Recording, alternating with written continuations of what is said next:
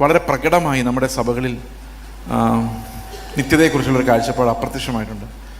ശരിക്കും പറഞ്ഞാൽ കർത്താവ് വരും എന്ന് ടെക്നിക്കലി പറയുന്ന ഒത്തിരി ആൾക്കാരുണ്ടെങ്കിലും ആ വരവൊരു റിയൽ പ്രതീക്ഷയായിട്ടുള്ളിലുള്ള വളരെ കുറച്ച് ആൾക്കാരേ ഉള്ളൂ.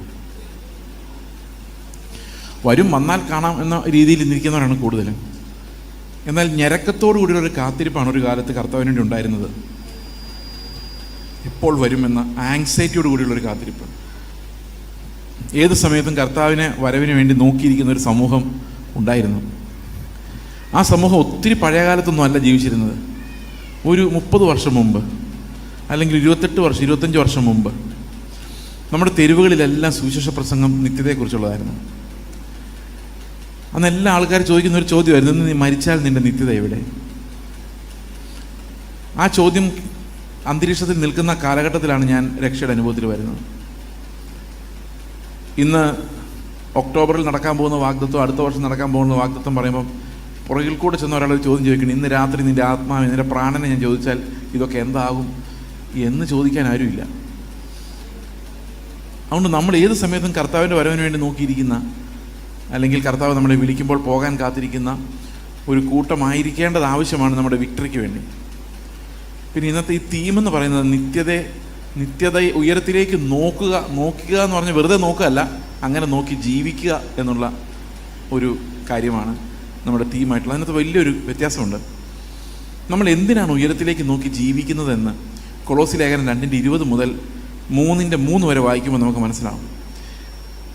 രാവിലെ ഞാൻ പിള്ളേരോട് സംസാരിച്ചുകൊണ്ടിരുന്നപ്പോൾ അതാണ് പറഞ്ഞത്, എങ്ങനെയാണ് പാപത്തിൽ നിന്ന് രക്ഷപ്പെടാൻ സാധിക്കുന്നത്? അത് ഉയരത്തിലോട്ട് നോക്കിയാൽ മാത്രമേ രക്ഷപ്പെടാൻ പറ്റുള്ളൂ. ജഡമോഹങ്ങൾ എങ്ങനെയാണ് ഒതുക്കാൻ പറ്റുന്നത്? അത് ഉയരത്തിലേക്ക് നോക്കിയാൽ മാത്രമേ സാധിക്കുള്ളൂ. ക്രിസ്ത്യാനിറ്റിയുടെ ഏറ്റവും വലിയ പവർ എന്ന് പറയുന്നത് നിത്യതയെക്കുറിച്ചുള്ള ഉറപ്പാണ്. നിത്യതയെക്കുറിച്ചുള്ള ഉറപ്പ് പോയാൽ ക്രിസ്ത്യാനിറ്റി ഒരു പവറില്ലാത്തൊരു കാര്യമാണ്. ഞാനിത് പറയാൻ കാരണം ഒത്തിരി വേദനയോടെയാണ് പലപ്പോഴും പല സ്റ്റേജുകളിലും പോകുന്നതും സഭകളിൽ കൂടുന്നതും. കാരണം നിത്യത പോയിട്ട് ക്രിസ്തുവിനെ പോലും പരാമർശിക്കാത്ത സഭകൾ ഇഷ്ടം പോലെ നമ്മുടെ ഇടയിലുണ്ട്. അവരറിയുന്നില്ല ഞങ്ങൾ ക്രിസ്തുവിനെക്കുറിച്ച് പരാമർശിക്കുന്നില്ല എന്ന്. ഞായറാഴ്ചകളിൽ വന്നാൽ 2 പാട്ട് പാടി സങ്കീർത്തനം വായിച്ച് സാക്ഷ്യം പറഞ്ഞു. നമ്മുടെ സാക്ഷ്യം അറിയാമല്ലോ എങ്ങനെയാണ്. കഴിഞ്ഞ ആഴ്ച കർത്താവ് നടത്തി, അടുത്ത ആഴ്ച അത് ഭയങ്കര സ്പീഡിലാണ് പറയുന്നത്. കഴിഞ്ഞ ആഴ്ച കർത്താവ് വിശ്വസനായിരുന്നു, അടുത്ത ആഴ്ച കർത്താവ് വിശ്വസനായിരിക്കുന്നത് 1 സെക്കൻഡ് കൊണ്ട് തീരും. പിന്നെ ഏതെങ്കിലും ഒരു ഗസ്റ്റ് പാസ്റ്ററെ വിളിച്ചിട്ടുണ്ടാവും. അവർക്ക് ഏറ്റവും നല്ല പ്രസംഗം അവരുണ്ടാക്കി വെച്ചത് വളരെ കഷ്ടപ്പെട്ട് നെഹമ്യാവിൻ്റെ പുസ്തകത്തിൽ നിന്നോ അല്ലെങ്കിൽ രാജാക്കന്മാരുടെ പുസ്തകത്തിൽ നിന്നൊക്കെ ഞെട്ടിപ്പിക്കുന്ന ഒരു പ്രസംഗം പ്രസംഗിച്ച് കഴിയുമ്പോൾ നമുക്ക് സമാധാനമായി, നല്ല ആരാധന, നല്ല വചനം. പക്ഷേ യേശുക്രിസ്തു എന്നൊരു വാക്ക് പറഞ്ഞിട്ടില്ല. അത് ആരും ശ്രദ്ധിക്കുന്നില്ല. യേശുക്രിസ്തു എന്ന വാക്ക് ഉച്ചരിക്കാത്ത എത്രയോ ഞായറാഴ്ചകൾ അതിങ്ങനെ കടന്നു പോയിക്കൊണ്ടിരിക്കുകയാണ്.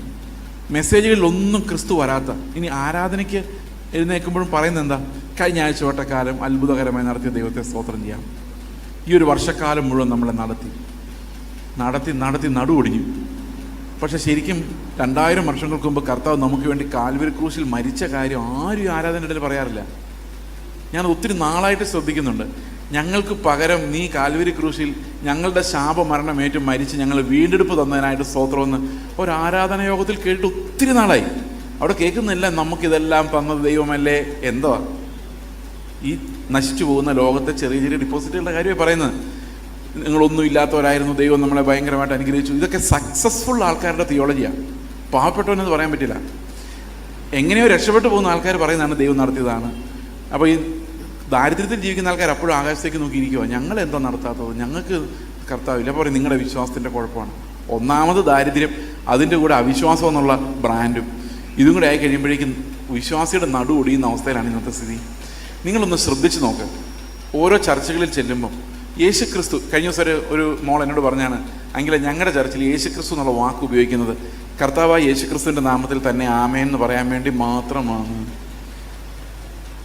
സത്യം പറയാതെ കേട്ടപ്പോൾ എൻ്റെ ഉള്ളിലൊരു തേങ്ങല ഉണ്ടായത്. Where is Christ bride?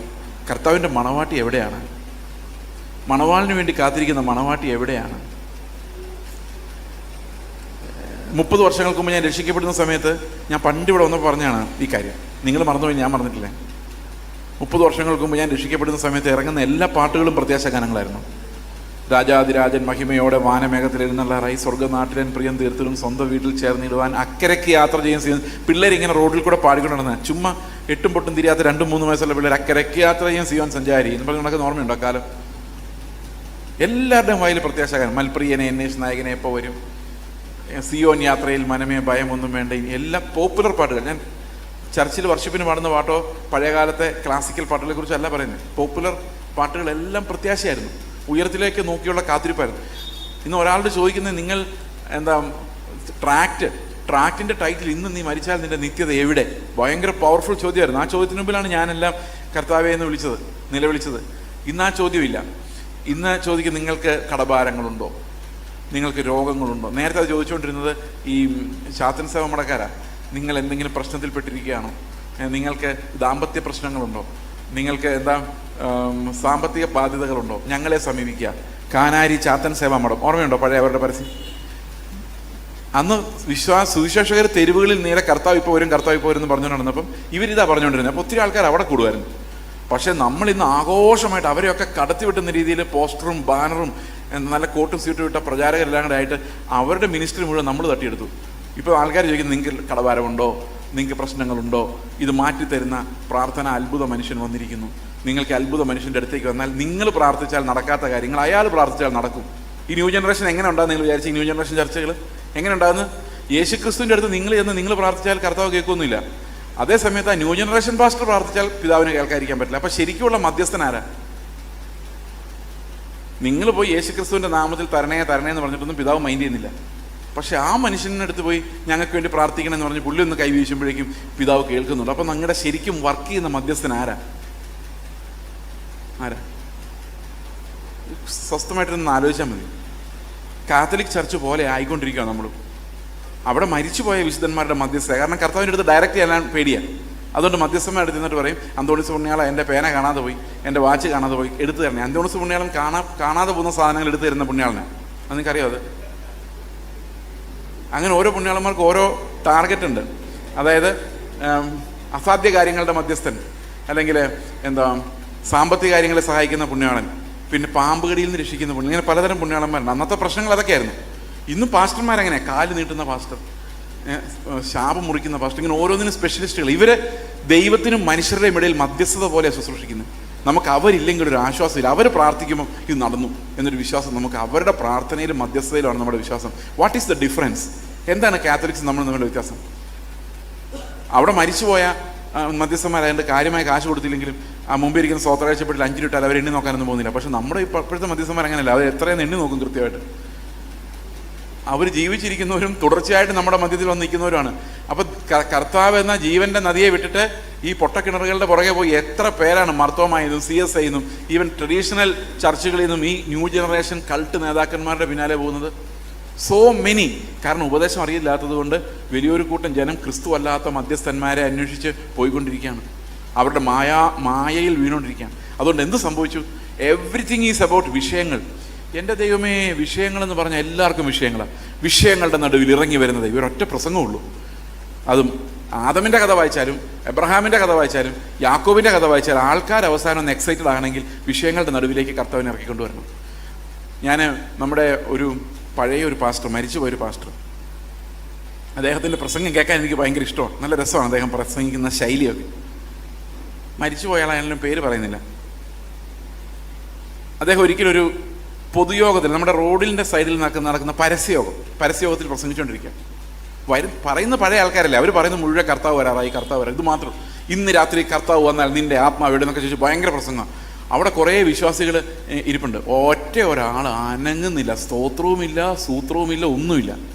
മയിൽക്കുറ്റി പോലെ ഇങ്ങനെ ഇരിക്കുകയാണ്, ഒരനക്കമില്ല.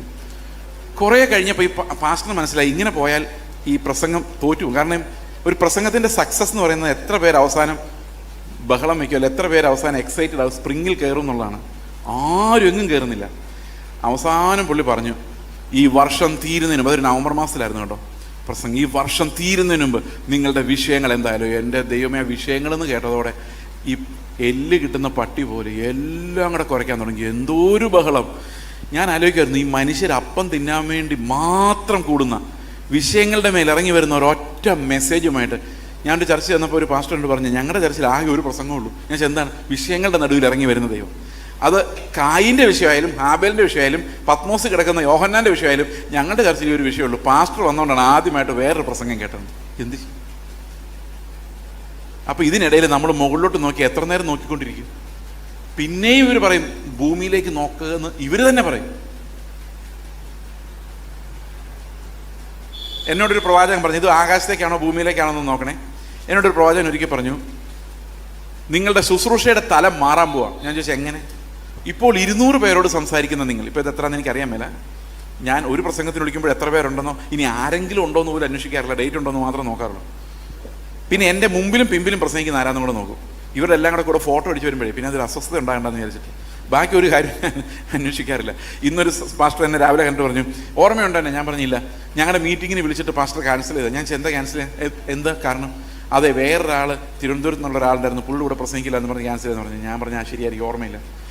അതല്ലാതെ ഞാനൊന്നും അന്വേഷിക്കാറില്ല. കാരണം ഈ ഫോട്ടോ അടിച്ച് വരുമ്പോൾ ഇതെല്ലാം ഒരു കൂട്ടമാണെന്ന് വിചാരിക്കരുതെന്നുള്ള ഒരു വേർപാട് സൂക്ഷിക്കാൻ വേണ്ടി മാത്രമാണ്. ഓക്കെ, അപ്പോൾ ഈ ഒരു കാലഘട്ടം മുഴുവൻ ഇങ്ങനെയുള്ള പ്രസംഗകർ, അതുകൊണ്ട് പറഞ്ഞു 200 പേരോട് ഇപ്പോൾ സംസാരിക്കുന്ന നിങ്ങൾ 2000 പേരോട് സംസാരിക്കുന്ന തലത്തിലേക്ക് നിങ്ങളുടെ ശുശ്രൂഷ തലം, ഈ തലം എന്നൊരു വലിയ പ്രയോഗം, അത് മാറാൻ പോകണം. ഞാൻ പറഞ്ഞു അതിനകത്തൊരു വലിയ അപകടമുണ്ട്. അങ്ങനെ ഒരു തലത്തിലേക്ക് ഞാൻ മാറിയാൽ ഈ ഒരു ശമരിയാക്കാരി സ്ത്രീക്ക് വേണ്ടി വിശന്ന് ദാഹിച്ച് നടക്കുന്ന ക്രിസ്തുവിൻ്റെ ആത്മാവ് എനിക്ക് ഉണ്ടായിരിക്കില്ല.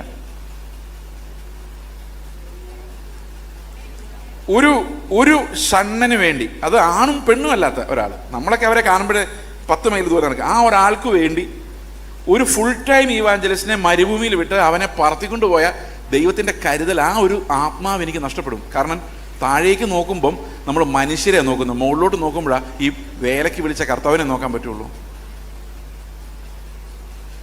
അപ്പം നമ്മുടെ ഇടയിൽ വളർന്നു വരുന്നൊരു കൾച്ചർ ഓഫ് സക്സസ്. മിനിസ്റ്ററി ആയാൽ 4 പേര് കേൾക്കണം, 10 പേര് അറിയണം. എന്താണ് നിർബന്ധം?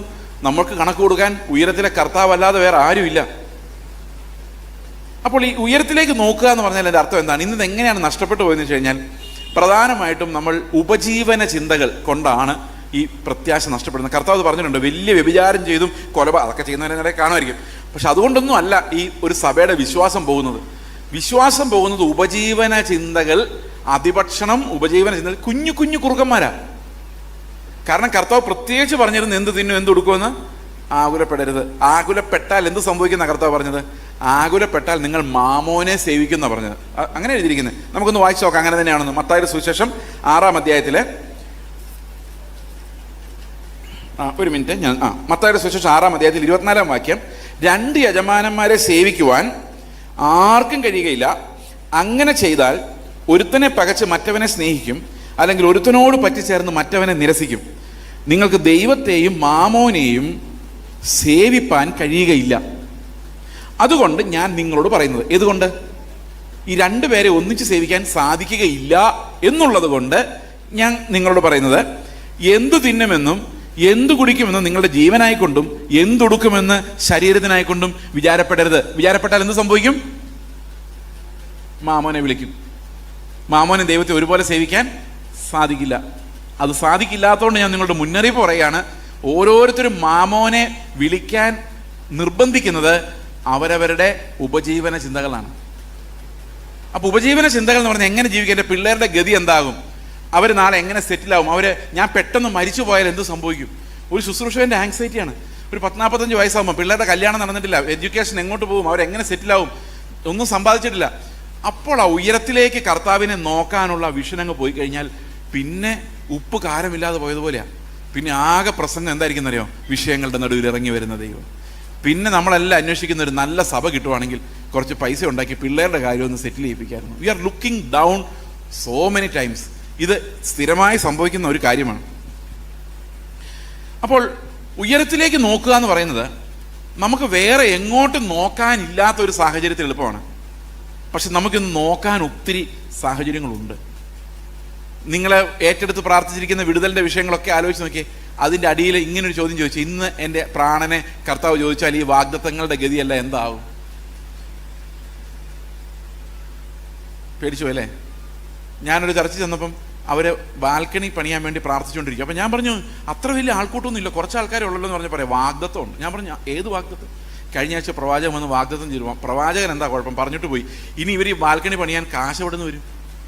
ഇനി അവർ ആ ചർച്ചോടെ കടക്കാരാകും പോവാം. അപ്പോൾ ദൈവം പള്ളി പണിയാൻ പറഞ്ഞു, പക്ഷെ കാശ് കൊടുക്കില്ല അത്ര, അത് നമ്മൾ തെണ്ടി മേടിച്ചോണം. അതെന്താ കർത്താവ് അങ്ങനെ ചെയ്യുന്നു?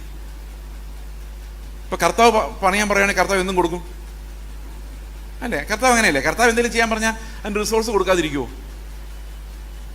അപ്പോൾ എന്തുകൊണ്ടാണ് ഇന്ന് ഇത്രയും ഇത് മലിനമാകുന്നതെന്ന് ചോദിച്ചു കഴിഞ്ഞാൽ അതിൻ്റെ കാരണം ഏദൻ തോട്ടത്തിൽ കിടന്ന സർപ്പം നമ്മുടെ ഇടയിൽ ചുറ്റി തിരിയുന്നുണ്ടെന്നുള്ളതാണ് അതിൻ്റെ യഥാർത്ഥ കാരണം.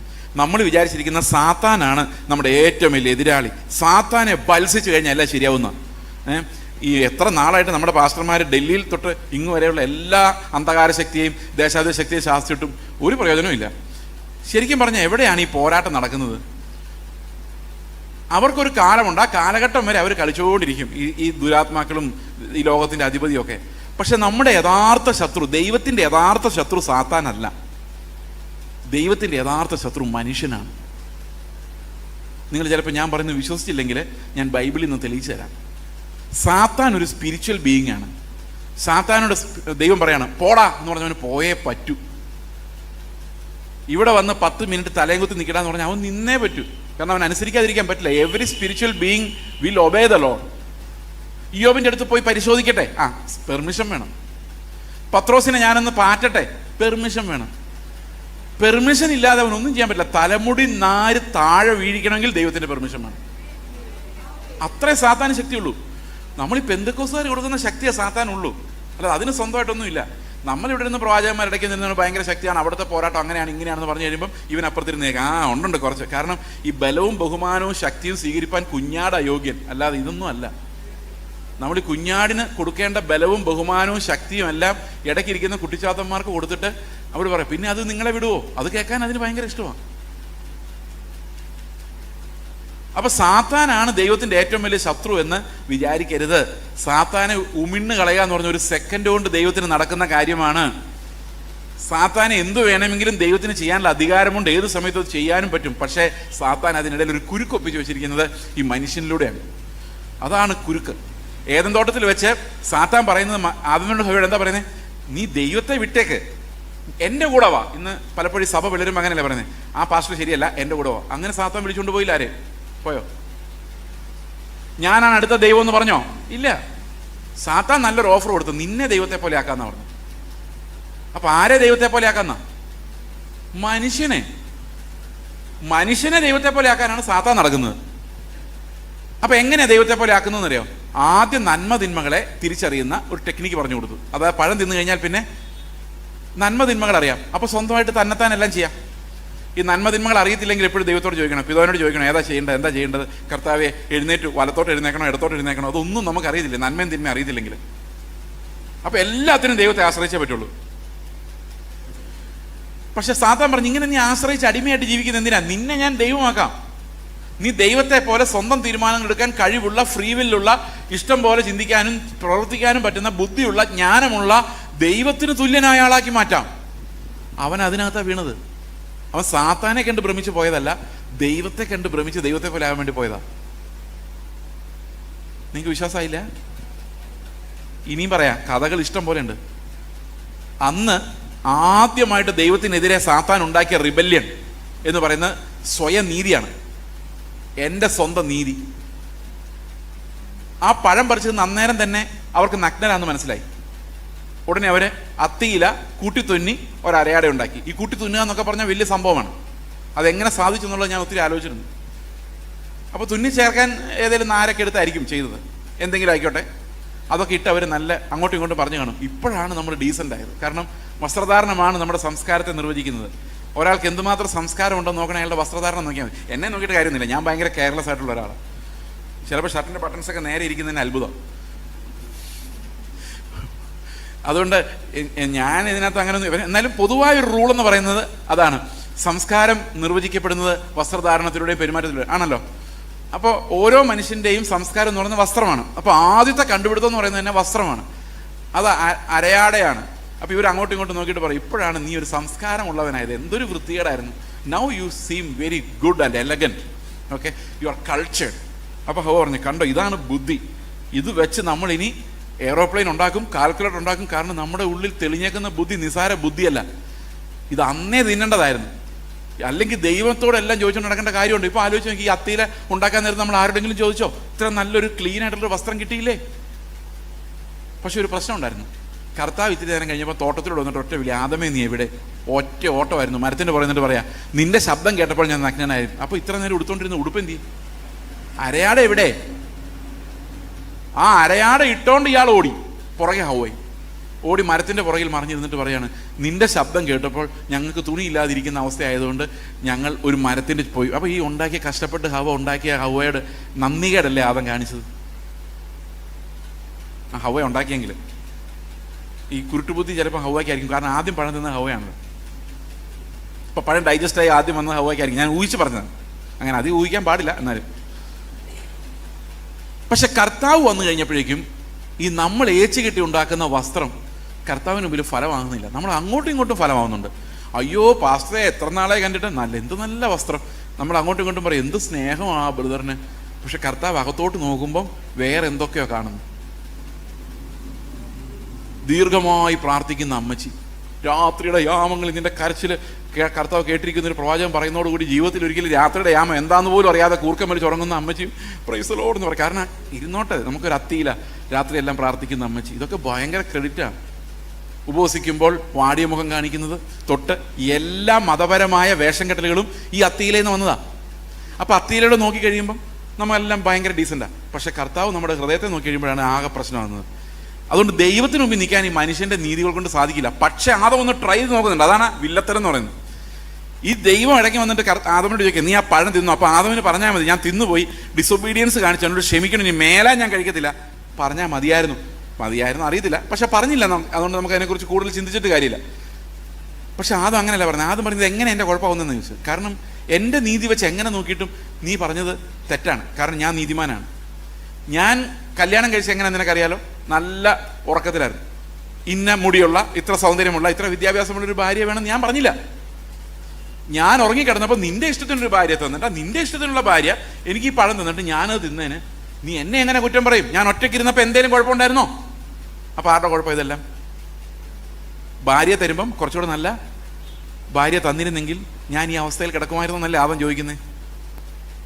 അപ്പം ശരിക്കും ആരാ ഇതിനകത്ത് പ്രതിയായത്? ആദമിൻ്റെ കോടതിയിൽ ആരാ ഇപ്പം പ്രതി? ദൈവം. അപ്പോൾ ഹൗവയോട് ചോദിച്ചു, നീ ആണോ മോളെ ഈ പണി പറ്റിച്ചതെന്ന് ചോദിച്ചപ്പോൾ ഹൗവ പെന്തിക്കോസുകാരിയായിരുന്നു. ഹൗവ പറഞ്ഞു, ഞാനല്ല, സാത്താൻ ഒപ്പിക്കുന്നതാണ്.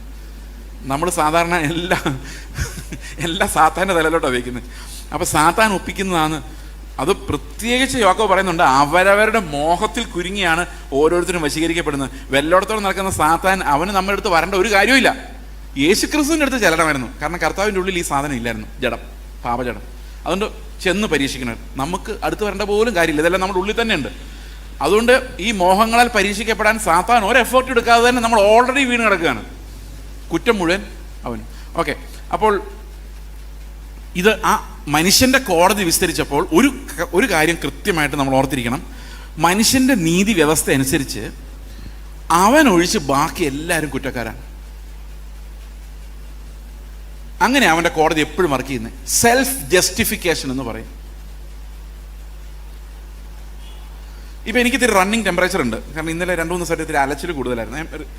Very much tired. അപ്പോൾ ഒരു എക്സ്ക്യൂസ് ഞാൻ പറഞ്ഞു കഴിഞ്ഞു. എല്ലാത്തിനും എന്നെ നീതീകരിക്കാനല്ലേ എന്നെ ഒന്ന് വെളിയിലിറക്കാനുമുള്ളൊരു എക്സ്ക്യൂസ് ഞാൻ റെഡിയാക്കി വെച്ചിട്ടുണ്ട്. എന്നോട് എൻ്റെ ഒരു സഹോദരൻ പറഞ്ഞാണ്, എങ്ങനെ വീണാലും 4 കാലം വീഴാനുള്ള നിൻ്റെ ആ കഴിവ് ഭയങ്കര. കാരണം വി ജസ്റ്റിഫൈ അവർ സെൽസ്. മനസ്സിലാകുന്നുണ്ടോ? അപ്പോൾ ഇത് എൻ്റെ കോടതിയുടെ പ്രത്യേകതയാണ്. നിങ്ങൾ നിങ്ങളുടെ ഭർത്താവും അല്ലെങ്കിൽ നിങ്ങൾ നിങ്ങളുടെ ഭാര്യയും തമ്മിൽ വഴക്കുണ്ടാക്കിയാൽ ആരുടെ കുഴപ്പമായിരിക്കും അത് എപ്പോഴും? ഞാൻ എന്ത് പാവമാണ്, എനിക്കൊരു സമാധാനം തരുന്നില്ലെന്നേ. അത് അയാളോട് ചോദിച്ചാൽ അയാൾ അങ്ങനെ തന്നെ പറയുന്നു. കൗൺസിൽ ചെയ്ത് നമ്മൾ ഒരു സൈഡ് കേൾക്കുമ്പോൾ തോന്നും, അയ്യോ ഇവരെന്ത് പാവമാണ്, ആ മനുഷ്യൻ ഇവരെ ഉപദ്രവിക്കാനുണ്ടെന്ന്. അയാളോട് ചോദിച്ചു കഴിയുമ്പോഴല്ലേ നമ്മുടെ അമ്മമ്മയുടെ കഥ മനസ്സിലാകുന്നു. ഇത് ഭയങ്കര കേസ്. അപ്പം ഓരോരുത്തരും അവരുടെ ഭാഗം ജസ്റ്റിഫൈ ചെയ്യുന്ന ആ ഒരു പ്രത്യേക വൃത്തികെട്ട കോടതി. നിങ്ങൾ ആലോചിക്കുക, കോടതി എപ്പോഴും ജഡ്ജി മാത്രം ശരി, ഒരു ഭാഗം മാത്രം പിടിക്കുന്ന ഒരു കോടതി ഉണ്ടെങ്കിൽ അത് എത്ര വൃത്തികേടായിരിക്കും.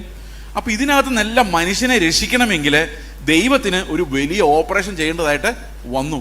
അപ്പം ദൈവത്തിൻ്റെ ഏറ്റവും വലിയ ശത്രു മനുഷ്യനാണെന്നുള്ളതിന് ഇനിയും 2-3 തെളിവുകളോടെ ഞാൻ തരാം. ഓക്കെ, ഇത് നിങ്ങളെ ഞെട്ടിപ്പിക്കുന്നൊരു തെളിവാണ്. നിങ്ങൾ ഞെട്ടുമെന്ന് എനിക്കറിയത്തില്ല, എന്നാലും പറഞ്ഞു നോക്കാം.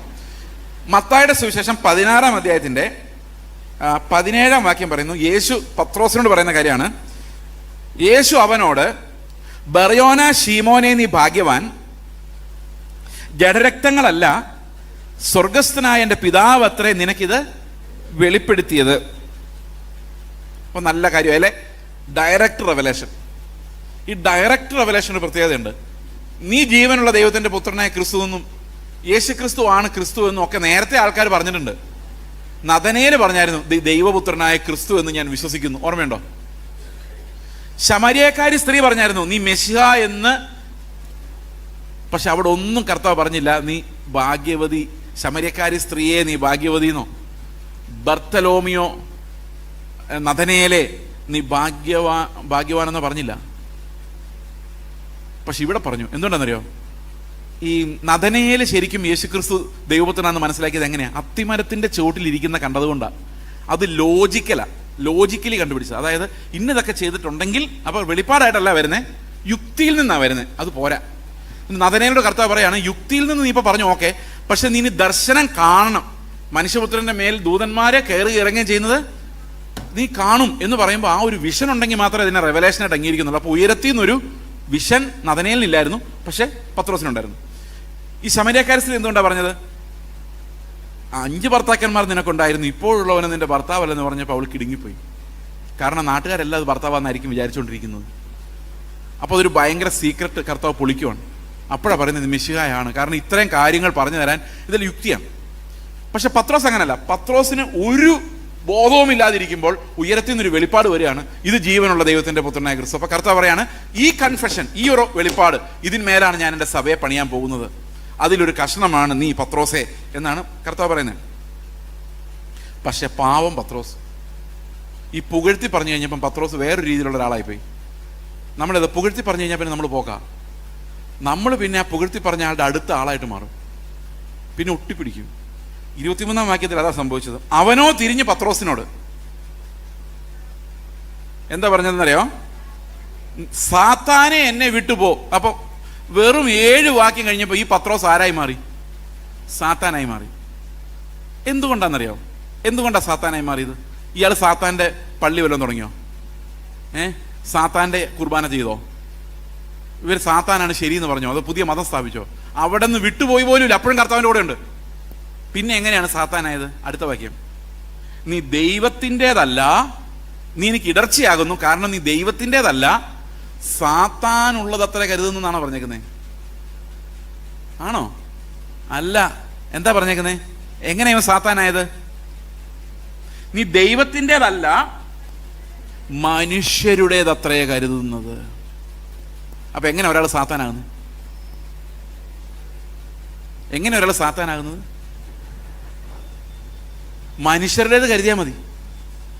ദൈവത്തിൻ്റെ വഴി, ഉയരത്തിലെ വഴി നോക്കാതെ മനുഷ്യർക്ക് വേണ്ടി മുമ്പിലിരിക്കുന്ന മനുഷ്യരെ യജമാനന്മാരായി കണ്ട് അവരുടെ നന്മ പ്രവചിച്ച് ഇന്ന് സാത്താൻ്റെ അന്യാഗ്നി നമ്മുടെ സഭകളിലെല്ലാം കത്തിക്കൊണ്ടിരിക്കുകയാണ്. കാരണം മനുഷ്യനാണ് ദൈവത്തിനെതിരെ അന്ത്യകാലത്ത് എഴുന്നേറ്റ് വരുന്ന എതിർ ക്രിസ്തു.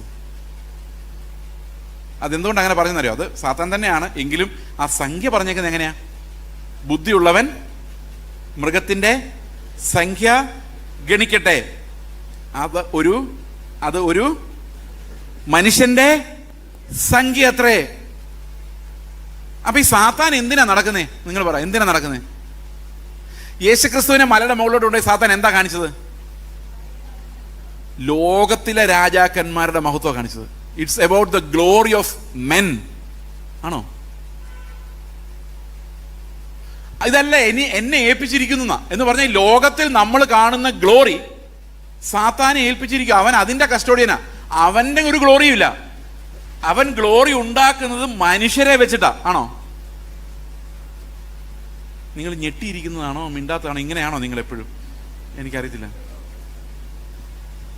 അപ്പൊ മനുഷ്യർക്ക് വേണ്ടിയുള്ള മതം, മനുഷ്യരുടെ നീതിയെ ആഘോഷിക്കുന്ന പ്രസ്ഥാനങ്ങൾ, മനുഷ്യരുടെ കഴിവിൽ പടുത്തുയർത്തുന്നത്, ഇതെല്ലാം ദൈവത്തിനെതിരെയാണ് വരുന്നത്. അപ്പൊ എത്ര നമ്മൾ സൂക്ഷിക്കണമെന്ന് ആലോചിച്ച് നോക്കി. ഓരോ പ്രസംഗം കഴിയുമ്പോഴും നോക്കണം, ക്രിസ്തു ആണോ മഹത്വപ്പെടുന്നത് അതോ ഈ ലോകമാണോ മഹത്വപ്പെടുന്നത്? ഓരോ പ്രസംഗം കഴിയുമ്പോഴും നോക്കണം, ഈ മണ്ണിനോട് എനിക്ക് കൊതി വർദ്ധിക്കുകയാണോ അതോ കർത്താവെ നിന്റെ രാജ്യത്തിൽ വരാൻ എൻ്റെ ഉള്ളം തിടുക്കം കൂട്ടുകയാണോ? ഏതാണ് ഓരോ പ്രസംഗവും എൻ്റെ ഉള്ളിൽ ഉൽപ്പാദിപ്പിച്ച് വിടുന്ന ഓരോ പ്രവാചകൻ പ്രവചിക്കുമ്പോൾ എനിക്കൊരു 5 വർഷം കൊണ്ട് ജീവിക്കണം എന്നാണ് തോന്നുന്നത്, എത്രയും വേഗം കർത്താവിൻ്റെ അടുത്ത് പോകണം എന്നാണ് തോന്നുന്നത്? ഇതാണ് ആത്മാവിൻ്റെ സെപ്പറേഷൻ എന്ന് പറയുന്നത്. We need to discern the spirits. അപ്പോൾ അതുകൊണ്ട് എന്താണ് അപകടം ഉണ്ടായെന്ന് വെച്ച് കഴിഞ്ഞാൽ, ഈ നിത്യത എന്നുള്ളൊരു കാഴ്ചപ്പാട്, നാളെ നടക്കാനിരിക്കുന്ന ഒരു കാര്യം നടന്നു എന്ന് പറയാം, ആ ഒരവസ്ഥയിലേക്ക് എത്തി. പക്ഷെ നിത്യത അങ്ങനെയല്ല. എല്ലാ മോമെന്റിലും ഇപ്പം ഞാൻ നിങ്ങളോട് സംസാരിക്കുമ്പോഴും ഈ നിത്യത എന്ന് പറയുന്ന ഒരു റിയാലിറ്റിയാണ്. അവനെ വിശ്വസിക്കുന്നവർ നിത്യജീവങ്കിലേക്ക് പ്രവേശിച്ചിരിക്കുന്നു. ഈ നിത്യതയുടെ വാഗ്ദത്തങ്ങളിലൂടെയാണ് നമ്മൾ പാപങ്ങളെ ജയിക്കുന്നത്. നമുക്ക് അതെങ്ങനെയാണെന്ന് നമുക്ക് നോക്കാം. പ്രത്യാശ എന്ന് പറഞ്ഞാൽ എന്താണ്? അവിടെയാണ് നമ്മൾ എറ്റേണിറ്റി, ഗ്ലോറി എന്നുള്ള വിഷയങ്ങളൊക്കെ കൈകാര്യം ചെയ്യുന്നത്. പ്രത്യാശ എന്ന് പറഞ്ഞാൽ എന്താണ്? ഞാൻ 2014 ഒരു ചർച്ചിൽ പ്രസംഗിക്കായിരുന്നു. ഒരു ഈവനിങ് ടൈം, ഏതാണ്ട് ഇതേ ടൈമാണ്. അപ്പം ഞാൻ അവരോട് ചോദിച്ചു, എൻ്റെ പുറകിൽ ഒരു 5-6 പാസ്റ്റർമാർ ഇരിപ്പുണ്ടായിരുന്നു. അപ്പം എന്നെ അങ്ങനെ ആൾക്കാർക്ക് അറിയത്തില്ല. 2018 ശേഷമാണ് ഇങ്ങനൊരു മനുഷ്യനുണ്ടെന്ന് ആൾക്കാർ കണ്ടുപിടിച്ചത്. അത് ഞാൻ കണ്ടുപിടിക്കണമെന്ന് ആഗ്രഹിച്ചിട്ട് കണ്ടുപിടിച്ചതല്ല. ഞാൻ നമ്മുടെ കുണ്ടറയിലുള്ള ചർച്ച് ഓഫ് ഗോഡിൽ പ്രസംഗിക്കുന്ന സമയത്ത് അവർ ഇത് യൂട്യൂബിൽ ലൈവ് കൊടുക്കുമായിരുന്നു. അപ്പം ഞാൻ ചെന്നപ്പോഴും അവർ പറഞ്ഞു, ഇത് എന്താ സംഗതി ഒരുക്കി വെച്ചിരിക്കുന്നത്? അപ്പോൾ അവർ പറഞ്ഞു, ഇത് ലൈവാണ് യൂട്യൂബിൽ. ഞാൻ പറഞ്ഞു വേണ്ട, കാരണം എനിക്ക് പേടിയായിരുന്നു, എന്തെങ്കിലും അബദ്ധം പറഞ്ഞു പോയാൽ പിന്നെ ഇത് തൂത്താലും തുടച്ചാലും പോകത്തില്ല. തന്നെ നമ്മൾ പറയുമ്പോൾ എക്സാമ്പിൾസിനകത്ത് ഞാൻ മാത്രമല്ല ഉള്ളത്, എൻ്റെ ഭാര്യയുണ്ട്, പിള്ളേരുണ്ട്. വീട്ടിലോട്ട് ചെല്ലുമ്പോൾ പിള്ളേർ വിടില്ല, എന്തിനാ പപ്പ ഞങ്ങളുടെ കഥ പറഞ്ഞെന്ന് ചോദിക്കും. ഇനി അയൽവക്കക്കാരുടെ കഥയുണ്ട്, ചർച്ചിലെ കഥയുണ്ട്, ഇതെല്ലാം കൂടെ കർത്താവ് യൂട്യൂബിൽ വരുമല്ലോ. അപ്പോൾ ഞാൻ പറഞ്ഞു, എനിക്ക് സ്വതന്ത്രമായിട്ട് പ്രസംഗിക്കണമെങ്കിൽ ഇതൊക്കെ ഒന്ന് ഓഫ് ചെയ്യാമെന്ന് ചോദിച്ചു. അന്നേരം പറഞ്ഞു, ഇത് വെറും 150 പേരുള്ള ഒരു ചർച്ചിൽ മാത്രമേ ഇതിൻ്റെ ലിങ്ക് ഉള്ളൂ, വേറെ ആരും ഇത് കാണും. ഞാൻ പറഞ്ഞു, എന്നാൽ പിന്നെ ഓക്കെ ആയിക്കോട്ടെ. പിന്നെ ഇത് ആരൊക്കെയോ വൈറലാക്കി എതിലേക്കോ പോയി.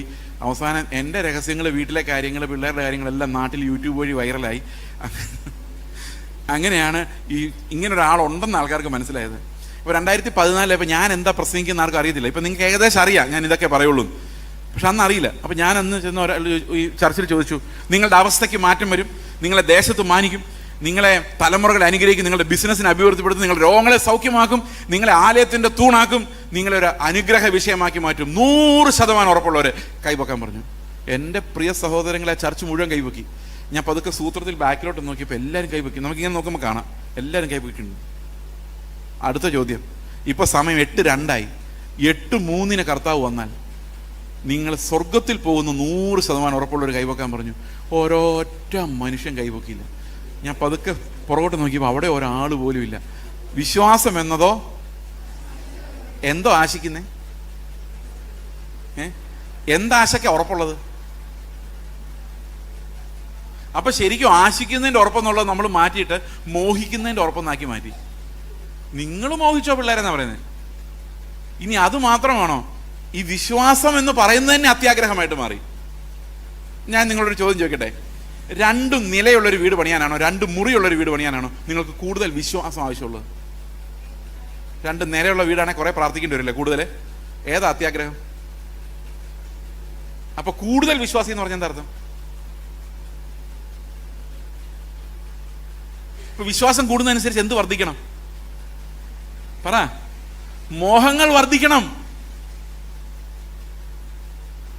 നിങ്ങൾ പിന്നെ ഞെട്ടിയിരിക്കുന്ന പോലെ ഉണ്ട്. അപ്പം വിശ്വാസ വീരൻ എന്ന് പറഞ്ഞ ആരാ? ഒയ്യോ, എല്ലാ മോഹവും പ്രാർത്ഥിച്ച് സാധിച്ച ആള്. ഞാനിങ്ങനെ പലപ്പോഴും ആലോചിക്കാറുണ്ട്, ഈ വിശ്വാസ ജീവിതം, വിശ്വാസം എന്ന് പറയുമ്പോഴേ, ഞാനും പൗലോസും കർത്താവിൻ്റെ ബീമാ സീറ്റിന് മുമ്പിൽ പ്രതിഫലം വാങ്ങിക്കാൻ പോയി നിൽക്കുവാണ്. ഞാൻ ഭയങ്കര വിശ്വാസ വീരനാണ്. ഇങ്ങനെ ഒത്തിരി വിശ്വാസ വീരന്മാർ നമ്മുടെ ഇടയിലൊക്കെ ഉണ്ട്. അതുപോലെ ഒരാളാണ് ഞാൻ. അപ്പോൾ അവിടെ ചെന്നപ്പോൾ പൗലോസിൻ്റെ കർത്താവ് ചോദിച്ചു, പൗലോസെ നീ വിശ്വാസിയാണോ? പൗലോസ് പറഞ്ഞാൽ ഞാൻ വിശ്വാസം. എന്താ വിശ്വസിച്ചത്? നല്ല പോർവ് ഒരു തോട്ടം തികച്ചു വിശ്വാസം കാത്തു നീതിയുടെ കിരീടം എനിക്കായി വെച്ചിരിക്കുന്നു. അപ്പോൾ കർത്താവ് പറഞ്ഞു, ഓക്കെ, നിനക്കുള്ള നീതിയുടെ കിരീടം ഇതാണ് എന്ന് പറഞ്ഞ് കിരീടം വെച്ചു കൊടുത്തു. അടുത്ത ഞാൻ, നീ എന്താടാ വിശ്വസിച്ചത്? നീ വിശ്വാസിയാണോ? ഞാൻ ഭയങ്കര വിശ്വാസിയാണ്. എന്താ വിശ്വസിച്ചത്? ഓരോ ദിവസവും വിത്ത് വൈബ്രേഷൻ നീ എന്നെ നടത്തുമെന്ന് ഞാൻ വിശ്വസിച്ചു. നിങ്ങൾ കേട്ടിട്ടില്ലേ ഈ വൈബ്രേഷൻ? എന്നും നടത്തുന്ന ദൈവം. അത് അപ്പോൾ നടത്തി. 2, എനിക്കൊരു ജോലി ഇല്ലായിരുന്നു. ഞാൻ പ്രാർത്ഥിച്ചു, കർത്താവെ ജോലി തരാതെ ഞാൻ ഈ ഉപവാസം നിർത്തത്തില്ല. ഞാൻ വിശ്വസിച്ചു, നീ എനിക്ക് ജോലി തന്നു. ഓക്കെ. കല്യാണം നടക്കാൻ വേണ്ടി പ്രാർത്ഥിച്ചു, വിശ്വസിച്ച് പ്രാർത്ഥിച്ചു, നീ തക്ക തുണയെ തന്നു. തക്ക തുണയാണല്ലോ എന്നും അടിയായിരുന്നു, എന്നാലും തക്ക തുണയെ തന്നു. പിള്ളേരെ തന്നു. പിന്നെ പിള്ളേരുടെ എഡ്യൂക്കേഷന് വേണ്ടി പ്രാർത്ഥിച്ചു, എഡ്യൂക്കേഷൻ തന്നു. പിന്നെ അവരെ കാനഡയിലും അമേരിക്കയിലും സെറ്റിൽ ചെയ്യാൻ വേണ്ടി പ്രാർത്ഥിച്ചു. എല്ലാവരും പോയി, ഇവിടെ ആരുമില്ല. വയസ്സനാം കാലത്ത് അപ്പച്ചനും അമ്മച്ചും ഒറ്റയ്ക്ക് ഇരിപ്പാണ്. എന്താ അനുഗ്രഹമല്ലേ അത്. അവസാനം പറഞ്ഞു, കർത്താവേ, ഞാൻ വിശ്വാസി വന്ന ശേഷം ഇന്നേ വരെ ആശുപത്രി പോയിട്ടില്ല. തലവേദന വന്നാലും വയറുവേദന വന്നാലും ഞാൻ ആശുപത്രി പോകാതെ വിശ്വാസത്താൽ സൗഖ്യം പ്രാപിച്ചു. നല്ല കാര്യമാണ്. പക്ഷെ കർത്താവ് പറഞ്ഞു, ഓക്കെ, എന്നാൽ പിന്നെ പോയിക്കോ. അപ്പൊ നീതിയുടെ കിരീടം. അപ്പൊ കർത്താവ് പറഞ്ഞു, നീ പ്രാർത്ഥിച്ചതെല്ലാം നിനക്ക് തന്നല്ലോ, അതൊന്നും പക്ഷെ ഇങ്ങോട്ട് വരത്തില്ല. നീ പ്രാർത്ഥിച്ച് വിശ്വാസത്താൽ മേടിച്ച രോഗസൗഖ്യം ഉൾപ്പെടെ, ശുശ്രൂഷ ഉൾപ്പെടെ, സ്റ്റേജുകൾ ഉൾപ്പെടെ കർത്താവ് തന്നു എന്ന് നിങ്ങൾ വിശ്വസിക്കുന്ന വിറ്റാമിൻ എം ഉൾപ്പെടെ, മനസ്സിലായോ? വിറ്റാമിൻ മാമോൻ, വിറ്റാമിൻ മണി, അതുൾപ്പെടെ എല്ലാം ഇവിടെ ഇട്ടിട്ട് ഒരൊറ്റ പോക്കാം. അവിടെ ചെല്ലുമ്പം വിശ്വാസിയാന്ന് പറഞ്ഞിട്ട് എന്തെങ്കിലും കാര്യമുണ്ട്? ഒരു സാധനവും കൊണ്ടുപോകാനില്ല. എല്ലാം കത്തിപ്പോകുന്ന സാധനങ്ങൾക്ക് വേണ്ടി ഉപവാസം ഇരുന്ന് നെടുമ്പാട് വീണ് പിള്ളേരെ നാട്ടിൽ നിന്ന് ഓടിച്ച് ഏതോ ദേശത്ത് കടത്തി വിട്ടു, പ്രാർത്ഥിച്ചു വിട്ടതാ. എന്ത് പ്രാർത്ഥന നടക്കുന്നില്ല. ജർമ്മനിയിലോട്ടും കാനഡയിലൊക്കെ പിള്ളേരോടെ ഞാൻ ഇന്ന് രാവിലെ പറഞ്ഞ, ഇവിടെ പിള്ളേരില്ല, 2-3 ജനറേഷൻ കഴിയുമ്പോഴേക്കും ഇവിടെ ആരും കാണില്ല. അപ്പൊ പ്രാർത്ഥിച്ച് പിള്ളേരെല്ലാം കർത്താവ് അങ്ങ് കൊണ്ടുപോവാ. അപ്പനമ്മമാരെല്ലാം ഒറ്റയ്ക്ക് ഇവിടെ. ഈ ഒരു സംസ്കാരത്തിനകത്ത് നമ്മൾ പെട്ടുപോയി. ശരിയാണോ ഞാൻ പറയുന്നത്? അപ്പൊ എന്തിനാ പ്രാർത്ഥിക്കുന്നത്? പാസ്റ്റർ എന്തിനാ ഒരു ചർച്ചില്? ഞങ്ങളുടെ പിള്ളേർക്ക് വിടുതലിന് വേണ്ടി പ്രാർത്ഥിക്കാൻ വേണ്ടി. ആരെങ്കിലും സ്വർഗത്തിൽ പോകുന്ന കാര്യം മിണ്ടുന്നുണ്ടോ? നോ. അപ്പൊ ഞാൻ ഈ പ്രവാചകനോട് പറഞ്ഞു, ഈ ഒരു ശമരിയാക്കാരി സ്ത്രീ, ഒരു ഷണ്ണൻ, ഇങ്ങനെ കർത്താവിന് 100 ആടിൽ ഒരാട്, ആ ഒരു വ്യൂ കിട്ടാൻ എന്ത് വേണം? അങ്ങനെ ഒരു വിഷൻ എനിക്ക് കിട്ടുവാണെങ്കിൽ എന്നോട് പറയണമെന്ന് പറഞ്ഞപ്പോൾ ഈ പുള്ളി എന്നോട് പറയണേ, എൻ്റെ പാസ്റ്ററെ, ഞാൻ പറയുന്ന കാര്യങ്ങളൊക്കെ അതുപോലെ നടക്കുന്നുണ്ട്, പക്ഷെ ഏത് ആത്മാവിനാലാണ് ഞാനിത് പറയുന്നത് ഇപ്പം എനിക്ക് സംശയം തോന്നുന്നു. പുള്ളി പ്രവചനം നിർത്തി. എത്ര പേരെ വഴിതെറ്റിക്കേണ്ട ആളാണെന്നറിയോ? പുള്ളി ഇപ്പോൾ ജോലി ചെയ്ത് ജീവിക്കുക. അപ്പോൾ പുള്ളിക്ക് മനസ്സിലായത് ക്രിസ്തുവിൻ്റെ വഴിയിലേക്കല്ല ഞാൻ ആളെ വിടുന്നതെന്നുള്ള കാര്യം. നമ്മൾ ഈ ലോകത്തിൻ്റെ മെസ്മറൈസിങ് പ്ലഷറുകളിലേക്ക് അല്ലെങ്കിൽ അതിൻ്റെ ബ്യൂട്ടിയിലേക്ക് ആകർഷിക്കുന്ന ഒരു പരിപാടിയായിട്ട് ഈ ശുശ്രൂഷകൾ വന്നുകൊണ്ടിരിക്കുകയാണ്. ഓക്കെ, അപ്പോൾ എന്താണ് ഈ പ്രത്യാശ എന്ന വാക്ക്? അതാണ് നമ്മൾ പറഞ്ഞു തുടങ്ങി. What is hope? പ്രത്യാശിക്കുന്നതിൻ്റെ ഉറപ്പ് എന്താണ്? ഓക്കെ, പ്രത്യാശ എന്തിനു വേണ്ടിയുള്ളതാണ്? നമുക്കൊന്ന് വായിക്കാം. റോമാലേഖനം 8-ാം അധ്യായത്തിൻ്റെ 23-ാം വാക്യം. ഞാനിത് പണ്ട് ഇവിടെ വന്നപ്പോൾ നിങ്ങളോട് കാണാതെ പഠിക്കാൻ പറഞ്ഞ വാക്യമാണ്. നിങ്ങളെല്ലാം മറന്നുപോയെന്ന് എനിക്കറിയാം, പക്ഷെ ഞാൻ മറക്കില്ല. ആത്മാവെന്ന ആദ്യദാനം ലഭിച്ചിരിക്കുന്ന നാമും നമ്മുടെ ശരീരത്തിന്റെ വീണ്ടെടുപ്പായ പുത്രത്വത്തിന് വേണ്ടി കാത്തുകൊണ്ട് ഉള്ളിൽ ഞെരങ്ങുന്നു. അപ്പൊ ശരീരത്തിന്റെ വീണ്ടെടുപ്പായ പുത്രത്വം കാത്തിരിക്കുക. നമ്മള് എന്ന് നടക്കും? കർത്താവിന്റെ അടുത്ത വരവിങ്കൽ നടക്കും. ഇപ്പൊ പ്രത്യാശ എന്ന് പറഞ്ഞാൽ എന്തുവാ? ആത്മാവെന്ന ആദ്യദാനം ലഭിച്ചിരിക്കുന്നവരായ നാമും നമ്മുടെ ശരീരത്തിന്റെ വീണ്ടെടുപ്പായ പുത്രത്വത്തിനു വേണ്ടി കാത്തുകൊണ്ട് ഉള്ളിൽ ഞെരങ്ങുന്നു. ഞെരക്കെന്ന് പറഞ്ഞാൽ എന്താണെന്നറിയോ? ഞെരക്കെന്ന് പറഞ്ഞാൽ എന്താ? ഈ പ്രസംഗം 8:45 നിർത്തുമെന്നാണല്ലോ നിങ്ങൾ വിചാരിച്ചിരിക്കുന്നത്. 9:45 ഞാൻ നിർത്താതെ ഒരു വാക്യവും കൂടെ എന്ന് പറയുമ്പോൾ നിങ്ങൾക്ക് തോന്നുന്ന ഫീലിംഗ് ആണ് ഞെരക്കം. നിങ്ങൾ അങ്ങനെ തോന്നിയിട്ടുണ്ടോ ഞായറാഴ്ചകളിലൊക്കെ ചിലപ്പോഴെങ്കിലും? അപ്പോൾ വിശ്വാസികൾ എന്ന് വെച്ച് കഴിഞ്ഞാൽ പണ്ട് കാലത്തൊക്കെയാണ് പ്ലാസ്റ്റിക് ഇങ്ങനെ മടക്കും. അപ്പം മുഴുവൻ സൗണ്ട് ആയിരിക്കും. 1 മണിയാകുമ്പോഴേക്കും എല്ലാം ബൈബിൾ ഞങ്ങൾക്ക് മതിയായി വിട്ടേക്കുന്നത്. അതിനാണ് ഞെരക്കം എന്ന് പറയുന്നത്. ഓക്കെ, ചില ക്ലാസ്സുകളിൽ ബോറൻ ക്ലാസ്സിൽ പിള്ളേരിരുന്ന് ഈ പ്രൊഫസർ പറയുന്നൊന്നും കേൾക്കുന്നില്ല, മഴയുമാണ്, അയാൾ തന്നെ ഉറങ്ങുവാണ് സ്റ്റേജിൽ നിന്നുകൊണ്ട്. ഞങ്ങൾക്കൊരു സഹോദരൻ ഉണ്ടായിരുന്നു ആന്ധ്രയിൽ. അദ്ദേഹം ട്രാൻസ്ലേറ്റ് നിൽക്കുമ്പോൾ കൂടെ സൈഡിൽ നിന്ന് ഉറങ്ങും. പിന്നെ ഇടയ്ക്ക് തട്ടി വിളിക്കണം, നിന്നുകൊണ്ട് ട്രാൻസ്ലേറ്റ് ചെയ്തിരിക്കുന്നതിന് ഉറങ്ങും. അപ്പോൾ ഈ സാർ ഇങ്ങനെ മഹാബോറൻ ക്ലാസ് എടുത്തുകൊണ്ടിരിക്കുന്ന സമയത്ത് പിള്ളേർ വെള്ളിയാഴ്ചകളാണെങ്കിൽ എങ്ങനെയെങ്കിലും മണിയടിച്ചാൽ വീട്ടിൽ പോകാമല്ലോ എന്ന് നോക്കിയിരിക്കുന്ന ഒരു കാത്തിരിപ്പുണ്ടല്ലോ, അതാണ് ഈ ഞെരക്കം. കാശില്ലാതെ ഞെരങ്ങുന്നു, രോഗം വന്ന് ഞെരങ്ങുന്നു. കർത്താവ് വരാൻ വേണ്ടി ഞെരങ്ങുന്നവരെല്ലാം ഒന്ന് കൈ ഉയർത്തി കർത്താവിനെ സ്തോത്രം ചെയ്ത്. കള്ളം പറയരുത് ദയവായിട്ട്, വിശുദ്ധ കള്ളങ്ങൾ വേണ്ട.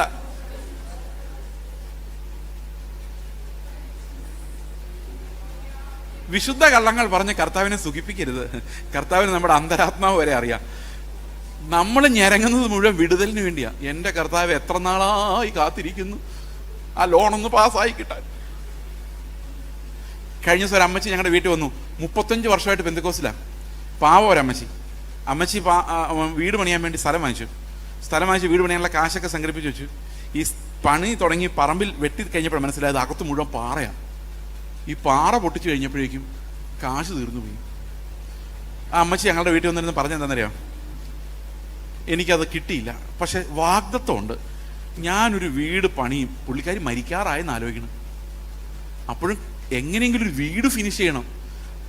ആ ഒരു സ്വപ്നം, മലയാളിയുടെ ഏറ്റവും വലിയ സ്വപ്നം എന്ന് പറഞ്ഞാൽ ഒരു വീടാണ്. എല്ലാവർക്കും സന്തോഷമായോ? ഇതിനു വേണ്ടിയാണ് പ്രാർത്ഥന ഉപവാസം മൊത്തം. ഓക്കെ, അപ്പൊ പ്രത്യാശിക്കുന്നതെന്ന് പറഞ്ഞാൽ എന്താ? ഞരങ്ങുന്ന എന്തിനു വേണ്ടിയാ? കർത്താവെ, നിന്റെ തേജസ് ഞാൻ പ്രാപിക്കുന്നുണ്ട്. എന്തുകൊണ്ടാണ് ഞരക്കം ഉണ്ടാകുന്നറിയോ? ആത്മാവ് നമ്മുടെ ഉള്ളിൽ വരുമ്പോൾ ആത്മാവിന് ഏറ്റവും വലിയ ബുദ്ധിമുട്ട് നമ്മുടെ പാപമുള്ള ശരീരമാണ്. ഈ പാപമുള്ള ശരീരത്തിൽ ആത്മാവ് ഞരങ്ങിക്കൊണ്ടായിരിക്കുന്നത്. അത് റോമാലേഖനം 8 അധ്യായത്തിൽ നമ്മൾ വായിക്കും മനസ്സിലാവും. നമ്മുടെ ശരീരത്തിൽ പാപമുള്ളത് കൊണ്ട്, ക്രിസ്തുവിനെ പോലെ നമ്മളല്ലാത്തത് കൊണ്ട് നമ്മുടെ ഉള്ളിലിരുന്ന് ആത്മാവ് വല്ലാതെ ഞരങ്ങുന്നുണ്ട്. എങ്ങനെ ഞരങ്ങുന്നറിയോ? ഈ തേജസ് എന്ന് വരും, ഈ തേജസ് എന്ന് വരും. കാരണം ആത്മാവിന് അസഹനീയമാണ് എന്ത്? പാപസ്വഭാവം. അപ്പൊ നമ്മളും തന്നെ ഞരങ്ങുക. കർത്താവെ, ആത്മാവ് വസിക്കുന്ന ദൈവത്തിന്റെ ആലയമായ എന്നില് കോപം, പലതരത്തിലുള്ള വികാരങ്ങൾ ഇങ്ങനെ ശരീരത്തിൽ നിന്ന് ഉണ്ടാവുകയാണല്ലോ കർത്താവെ, എന്ന് എനിക്കൊരു തേജസ്കരണം ഉണ്ടാകും, എന്ന് പാപമൊന്നും ഇല്ലാതെ നിന്റെ മുമ്പിൽ ഞാൻ ധൈര്യമായിട്ട് നിൽക്കും. ഈ ഞരക്കം ആത്മാവുള്ള എല്ലാവർക്കും ഉണ്ടാകണമെന്നാണ്. മനസ്സിലായ? ഒരു കാലത്ത് ഈ ഞരക്കമായിരുന്നു രക്ഷ. ഈ പ്രത്യാശ എന്ന് പറഞ്ഞാൽ ആ ഞരക്കമാണ്. ഈ ഞരക്കം നമ്മുടെ ഉള്ളിൽ ഉണ്ടാകുമ്പോൾ ആ പരവേശം, ആ കൊതി, കാന്തനെ കാണുവാൻ ആർത്തി വളരുന്നേ എന്ന് എൻ്റെ ഉള്ളം കൊണ്ട് പറയുന്നൊരു വെപ്രാളം. എന്നോട് ഈ ഞരക്കം എന്നുള്ള വാക്കിനൊരു സഹോദരൻ പറഞ്ഞ അർത്ഥമാണ് ആകാംക്ഷയോടെയുള്ള വെപ്രാളമാണ്. ഈ വെപ്രാളം നമ്മുടെ ഉള്ളിൽ കർത്താവിനെ കാണാൻ വേണ്ടി ഉണ്ടാവുക, തേജസ് പ്രാപിക്കാൻ വേണ്ടി ഉണ്ടാവുക എന്ന് പറയുന്ന ഇതിനെയാണ് നമ്മൾ പ്രത്യാശ എന്ന് പറയുന്നത്. ഇതിന് പ്രത്യാശഗാനം പാടാൻ നമുക്ക് ധൈര്യമുണ്ടോ? ആമേൻ കർത്താവേ വരണമേ എന്ന് പറയുമ്പോഴും ഞാൻ പോകുമെന്ന് എനിക്ക് ഉറപ്പില്ല. പിന്നെ എന്ത് ധൈര്യത്തിന് ഞാൻ ആമേൻ കർത്താവ് വരണമെന്ന് പറയുന്നത്? മറ്റുള്ള ആൾക്കാരെ കൊണ്ടുവന്ന് കാണാൻ വേണ്ടിയാ? അപ്പൊ ശരിക്കും വിശ്വാസം എന്ന് പറഞ്ഞാൽ എന്തുവാ? എന്റെ വിഷയങ്ങളുടെ വിടുതൽ അടുത്ത ജൂണിൽ നടക്കും അല്ല, കർത്താവ് വരുമ്പോൾ ഞാനും തേജസ്സിൽ എടുക്കപ്പെടും. അതെ, വിശ്വാസം അട്ടിമറിക്കപ്പെട്ടിരിക്കുന്നു. പ്രത്യാശിക്കുന്നതിന്റെ ഉറപ്പ് എന്നുള്ളതിന് പകരം മോഹിക്കുന്നതിന്റെ ഉറപ്പ് പ്രസംഗിക്കുന്നവർ വർദ്ധിച്ചിരിക്കുന്നു. സഭകളിൽ അന്യാഗ്നി കത്തി യേശുക്രിസ്തു ഇല്ലാത്ത സഭകൾ ഉണ്ടാകുന്നു. യേശുക്രിസ്തുവിന്റെ ജീവനോ പ്രസംഗമോ ഒരു വാക്യം പോലും പറയാത്ത സഭകൾ. ഈ അന്യാഗ്നി കത്തുന്നതിന്റെ ഒരു എക്സാമ്പിൾ ഞാൻ പറയാം. ഞങ്ങളുടെ ചർച്ചിൽ ഒരു മിഷണറി കുട്ടിയുണ്ട്. ഇതൊക്കെ യൂട്യൂബ് വഴി പോകുന്ന കാര്യമാണെന്ന് എനിക്കറിയാം, എന്നാലും അത് അറിഞ്ഞിരുന്നോട്ടെന്ന് വിചാരിച്ചാണ്. അവൾ കർത്താവ് ഒരു വിഷം കൊടുത്തു. കർത്താവിനെ കുറിച്ച് ഒരിക്കലും കേട്ടിട്ടില്ലാത്ത ഒരു ദേശത്ത് പോയിട്ട് ജീവം മരണം അതിജീവിച്ച് 1.5 വർഷം അവിടെ താമസിച്ച്, 2 വർഷം അവിടെ താമസിച്ചു. 1 വർഷം കൊണ്ട് പോരാമായിരുന്നു, പക്ഷേ വേണ്ട, 1 വർഷം കൊണ്ട് ഞാൻ താമസിച്ചോട്ടെ എന്ന് റിക്വസ്റ്റ് ചെയ്തൊരു വളരെ വിദൂരമായ ഒരു രാജ്യത്ത് പോയി താമസിച്ചു. കർത്താവിൻ്റെ വേല ചെയ്തു, വളരെ സക്സസ്ഫുൾ ആയിട്ട് ചെയ്തു. തിരിച്ചു വന്നപ്പോൾ ഈ കുട്ടിക്ക് തിരിച്ചു പോകണം. പക്ഷേ വീട്ടിലെല്ലാവരും വിശ്വാസികളാണ്, പെന്തക്കോസ്തുകാരാ. പക്ഷെ എന്താ ചെയ്യുന്നറിയാമോ? വീട് പൂട്ടിയിട്ടിട്ട് പാസ്റ്റർമാരെ തലയൊക്കെ വെച്ച് പ്രാർത്ഥിപ്പിക്കുക, ഈ മിഷണറി ആയിട്ട് പോകുന്ന ആത്മാവിനെ ശാസിക്കാൻ വേണ്ടി. എന്ന് ആലോചിച്ചു. പെന്തക്കോസ്ത് നടന്ന കാര്യമാണ്, എനിക്കറിയാവുന്ന സ്ഥലത്ത്. അപ്പൊ അന്യാഗ്നി കത്തിയാൽ എവിടം വരെ കത്തും? കർത്താവിനെ തള്ളിപ്പറയുന്ന ഒരു സ്പിരിറ്റിലേക്ക് അത് നമ്മുടെ ഇടയിൽ എത്തിക്കഴിഞ്ഞു. കർത്താവിനെ പ്രാക്ടിക്കലി ലൈഫിന്റെ എല്ലാ ഭാഗത്തുനിന്നും തള്ളിക്കളയുന്ന, അവന്റെ കയ്യിൽ നിന്ന് അനുഗ്രഹങ്ങൾ മാത്രം വാങ്ങിക്കുന്ന, അവന്റെ ജീവന്റെ പങ്കാളിത്തമില്ലാത്ത നിർജീവ ക്രിസ്ത്യാനികൾ നമ്മുടെ ഇടയിൽ വർദ്ധിക്കുന്നു. മാത്രമല്ല ശുശ്രൂഷകരുടെ ഇടയിലും അത് വർദ്ധിച്ചു വരുന്നത് കൊണ്ട് അടുത്ത തലമുറയ്ക്ക് പോലും കർത്താവിനെ ലഭിക്കുന്നില്ല എന്നുള്ളതാണ് ഇന്നത്തെ ഏറ്റവും ദുഃഖകരമായ കാര്യം. ഓക്കെ, അപ്പോൾ പ്രത്യാശിക്കുന്നതിൻ്റെ ഉറപ്പ്. ഇനി അടുത്ത എന്താണ്? വിശ്വാസം എന്നതോ പ്രത്യാശിക്കുന്നതിൻ്റെ ഉറപ്പും കാണാത്ത കാര്യങ്ങളുടെ നിശ്ചയവും. അപ്പൊ നമുക്ക് ശരിക്കും ഒരു പ്രത്യാശ ഉണ്ടോ? എന്തുകൊണ്ടാണ് ഈ, അഥവാ പ്രത്യാശ ഇല്ലെങ്കിൽ എന്തുകൊണ്ടാണ് ഇല്ലാത്തത്? എങ്ങനെയാണ് ഈ പ്രത്യാശ പോയത്? 2 കാരണങ്ങളുണ്ട്. ഒന്ന് ഞാൻ നേരത്തെ പറഞ്ഞ ഒരു ഉപജീവന ചിന്തകളാണ്. മറ്റൊന്ന് നമ്മളെക്കുറിച്ചുള്ള നമ്മുടെ മോശം എസ്റ്റിമേറ്റ് ആണ്. ഭയങ്കര വിനയമുള്ള ഒത്തിരി ആൾക്കാർ പറയും ഞാനെങ്ങും പോകുമെന്ന് അറിയത്തില്ല ബ്രദർ, ഭയങ്കര വിനയം കേട്ടോ. പക്ഷെ അത് ശരിക്കും വിനയമല്ല, അത് അഹങ്കാരമാണ്. എന്തുകൊണ്ടെന്നറിയോ? അവർ പറയുന്നത് കുറച്ചുകൂടെ അധ്വാനിച്ചാൽ പോകാം, എനിക്ക് അതിനുള്ള കപ്പാസിറ്റി ഒക്കെ ഉണ്ട്, പക്ഷെ അത്ര ആയില്ല എന്നാ പറയുന്നത്. ഇനി നമുക്ക് ഈ പ്രത്യാശ എവിടെ നിന്നാണ് വരുന്നത് നമുക്ക് നോക്കാം. കൽപ്പന അനുസരിച്ച് പ്രത്യാശ ഉണ്ടാക്കാമെന്ന് വിചാരിച്ചാൽ നടക്കുകയില്ല. കാരണം രാവിലെ ഞാൻ പിള്ളേരോട് പറഞ്ഞു, ഒരു കൽപ്പന പോലും അനുസരിക്കാനുള്ള കപ്പാസിറ്റി നമുക്കില്ല. ഈ പാട്ട് കേട്ടിട്ടുണ്ടോ? പിളർന്നോരു പാറയേ.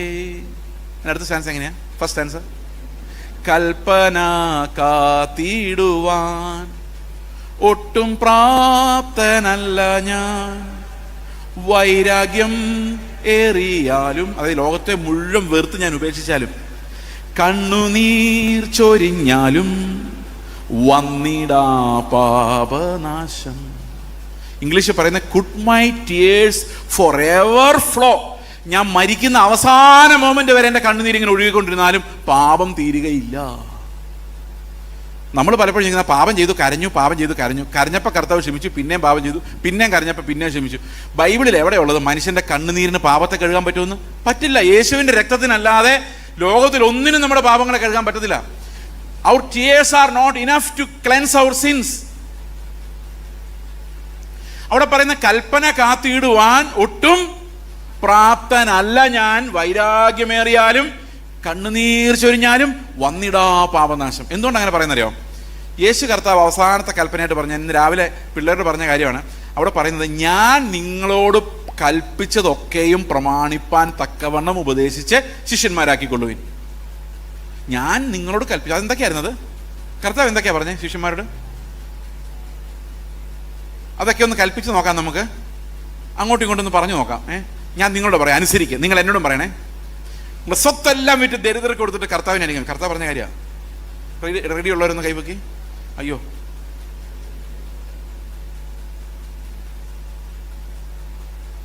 നിങ്ങൾ കണ്ണ് നിങ്ങൾക്ക് ഇടച്ച് വരുന്നുണ്ടെങ്കിൽ ചൂട് നേരത്തെ എറിഞ്ഞ് കളയുക.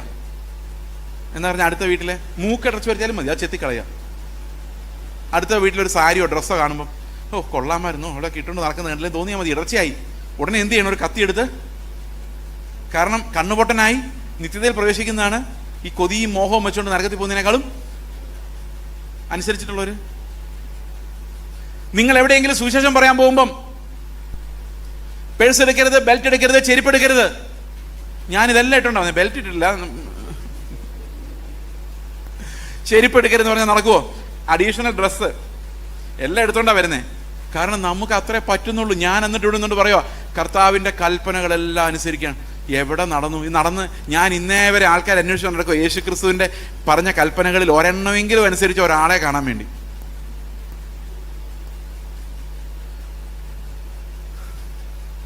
അതുകൊണ്ട് ഞാൻ രാവിലെ പറഞ്ഞൊരു പഴയകാലത്തൊരു പാട്ട്, ഈ പഴയകാലത്തെ ആൾക്കാർക്ക് ഇതൊക്കെ അറിയാമായിരുന്നു. ഇപ്പം പാട്ട് കേട്ടില്ലേ? കൽപ്പന കാത്തിടുവാൻ ഒട്ടും പ്രാപ്തൻ അല്ല ഞാൻ.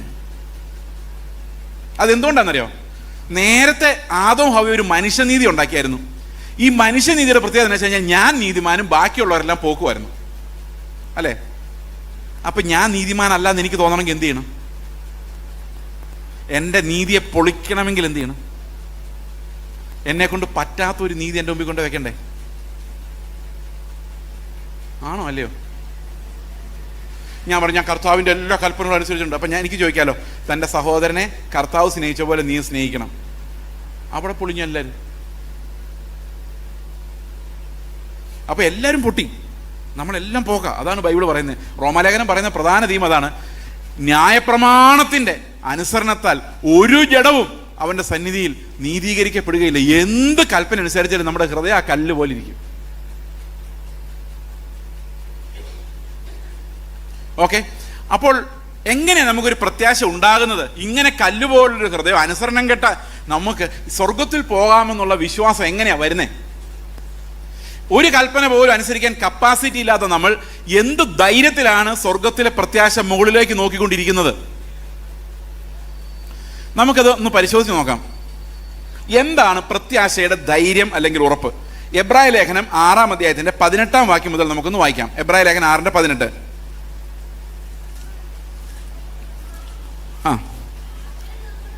അങ്ങനെ നമ്മുടെ മുൻപിൽ വെച്ചിട്ടുള്ള പ്രത്യാശ പിടിച്ചുകൊള്ളുവാൻ. അപ്പൊ ഞാൻ നിങ്ങളുടെ മുമ്പിൽ എന്താ വെച്ചത് ഇത്ര നേരം? പ്രത്യാശ പിടിക്കണം. ഇനി അത് പിടിച്ചുകൊള്ളുവാൻ ശരണത്തിനായി ഓടി വന്ന നാം. ആരുടെ അടുത്തേക്കാ ശരണത്തിനായി ഓടി വരണ്ട? എൻ്റെ അടുത്തേക്കല്ല, ഈ പ്രത്യാശ തരുന്ന കർത്താവിൻ്റെ അടുത്തേക്ക്. ശരണത്തിനായി ഓടി വന്ന നാം മാറിപ്പോകാത്തതും ദൈവത്തിന് ബോഷ്ക് പറയാൻ കഴിയാത്തതുമായ രണ്ട് കാര്യങ്ങളാൽ ശക്തിയുള്ള പ്രബോധനം പ്രാപിക്കാനാണ് വരുന്നത്. അപ്പൊ കർത്താവിൻ്റെ അടുത്തേക്ക് ചെല്ലുമ്പോഴേക്കും നമ്മൾ എന്താ പ്രാപിക്കുന്നത്? ശക്തിയുള്ള പ്രബോധനം. ആ പ്രബോധനത്തിനകത്ത് എത്ര കാര്യങ്ങളുണ്ട്? 1, 2. ഈ കണ്ണട വെച്ചേക്കാം നിങ്ങൾ ഇതൊക്കെ ഓർക്കാൻ വേണ്ടി. എത്ര കാര്യങ്ങളുണ്ട്? അപ്പൊ കർത്താവ് തരുന്ന പ്രബോധനത്തിൽ രണ്ട് കാര്യങ്ങളുണ്ട്. ഈ രണ്ട് കാര്യങ്ങളുള്ള പ്രബോധനം കേൾക്കുമ്പോൾ അതിന്റെ മുമ്പുള്ള വാക്യത്തിൽ 17-ാം വാക്യത്തിൽ പറഞ്ഞിരിക്കുന്ന ഒരു ആണ പോലെ തരുന്ന ഇത് കർത്താവിന്റെ അടുത്തേക്ക് ആരെല്ലാം പ്രത്യാശയ്ക്കായി ഓടി വരുന്നോ അവർക്കെല്ലാം ആണ കൊണ്ട് ഉറപ്പ് കൊടുക്കുന്നതാണ് പറയുന്നത്, അല്ലേ? ആണല്ലോ. രണ്ട് കാര്യങ്ങൾ. അടുത്ത വാക്യം, ആ പ്രത്യാശ നമുക്ക് ആത്മാവിന് ഒരു നങ്കൂരം തന്നെ. അപ്പോൾ നങ്കൂരം എന്ന് പറഞ്ഞാൽ എന്തോ? നങ്കൂരത്തിന്റെ ചിത്രം വരയ്ക്കാൻ പറ്റത്തില്ല, പക്ഷേ നിങ്ങൾക്ക് വേണേൽ ചിന്തിക്കാം. ഒരു നീളമുള്ളൊരു കമ്പി, ഒരു മെറ്റൽ റോഡ്, ചെയിൻ പോലെ, അതിങ്ങനെ കറക്കാവുന്ന ടൈപ്പ് സാധനമാണ്. അതിനറ്റത്ത് ഇങ്ങനെ വളഞ്ഞിരിക്കുന്ന രണ്ട് ത്രിശൂലം പോലെ, നടുക്കുള്ളതിൽ ആ കമ്പിയുടെ ഭാഗമാണ്. അതിനപ്പുറത്തും ഇപ്പുറത്തും ഓരോ, നിങ്ങൾക്ക് ചിന്തിക്കാൻ പറ്റുന്നുണ്ടോ? അത് രണ്ട് ഹുക്കുകൾ. മനസ്സിലായെന്ന് വിചാരിക്കുന്നു. ഓക്കെ. അപ്പോൾ ഒരു ആത്മാവിന്റെ നങ്കൂരം എന്ന് പറഞ്ഞാൽ എന്താ അർത്ഥം? എത്ര കാര്യങ്ങളുണ്ട് ഒരു നങ്കൂരത്തില്? എത്ര കാര്യങ്ങളുണ്ട്? അപ്പോൾ ഈ പ്രത്യാശ, ഈ രണ്ട് കാര്യങ്ങളുള്ളൊരു പ്രത്യാശ നമ്മുടെ ഹൃദയത്തിൽ നിന്ന് പോകുന്ന ഒരു നങ്കൂരം പോലെയാണ്. അത് നമ്മുടെ പ്രാണൻ എന്ന് ഇംഗ്ലീഷ് എഴുതിയിരിക്കുന്നത് ആങ്കർ ഓഫ് അവർ സോൾ എന്നാണ്. ഓക്കെ, ഈ പ്രത്യാശ. ഓക്കെ, അടുത്ത വാക്യം. അത് നിശ്ചയവും സ്ഥിരവും തിരശീലക്കകത്തേക്ക് കടക്കുന്നതുമാകുന്നു. അപ്പൊ ഈ നങ്കൂരത്തിന്റെ ഹുക്ക് എങ്ങോട്ടാ പോകുന്നത്? നമ്മുടെ ഹൃദയത്തിൽ നിന്ന് പോകുന്ന നങ്കൂരം എങ്ങോട്ടാ പോകുന്നത്? അത് നിശ്ചയവും സ്ഥിരവും തിരശീലക്കകത്തേക്ക് പോകുന്നതാണ്. ആ നങ്കൂരത്തിൽ എത്ര കാര്യങ്ങളുണ്ട്? അത് മറക്കരുത്. എത്ര കാര്യങ്ങളുണ്ട്? അതെന്താന്ന് ഇതുവരെ പറഞ്ഞിട്ടില്ല, പറയാൻ പോവാം. അടുത്ത വാക്യം, അവിടേക്ക് യേശു മൽക്കീസദേക്കിന്റെ ക്രമപ്രകാരം എന്നേക്കും മഹാപുരോഹിതനായി മുൻകൂട്ടി നമുക്ക് വേണ്ടി പ്രവേശിച്ചിരിക്കുന്നു. അപ്പൊ അവിടെ ആരുണ്ട്? ഈ പ്രത്യാശ ചെല്ലുന്ന നങ്കൂരം പിടിക്കാൻ അവിടെ ആരുണ്ട്? യേശുക്രിസ്തു എന്ന് പറഞ്ഞാൽ പോരാ, മഹാപുരോഹിതനായ, നിത്യപുരോഹിതനായ യേശുക്രിസ്തു. അപ്പൊ ആണ എന്താന്ന് മനസ്സിലായോ? ദൈവത്തിന്റെ ആണ എന്താണ്? ഇവൻ ആണയോടുകൂടി പുരോഹിതനായവനാണ്, അല്ലെ? അപ്പൊ യേശുക്രിസ്തുവിന്റെ മഹാപൗരോഹിത്യമാണ് ആണ. 7-ാം അധ്യായം വായിക്കാൻ നമുക്ക് മനസ്സിലാവും. കർത്താവ് നമുക്ക് പ്രത്യാശയുടെ വാഗ്ദത്തമായി തന്നിരിക്കുന്നത് തൻ്റെ പുത്രന്റെ ആണയാണ്. അതെന്തുകൊണ്ടാണ് ഈ പുത്രന്റെ മഹാപൗരോഹിത്യത്തിൽ ആണയിട്ടെന്ന് വെച്ച് കഴിഞ്ഞാൽ, എബ്രായ ലേഖനത്തിന്റെ 13-14 വാക്യങ്ങൾ വായിക്കുമ്പോൾ അവിടെ പറഞ്ഞിരിക്കുന്നത്, തങ്ങളെക്കാൾ വലിയവനെ കൊണ്ടല്ലോ സത്യം ചെയ്യുന്നത്.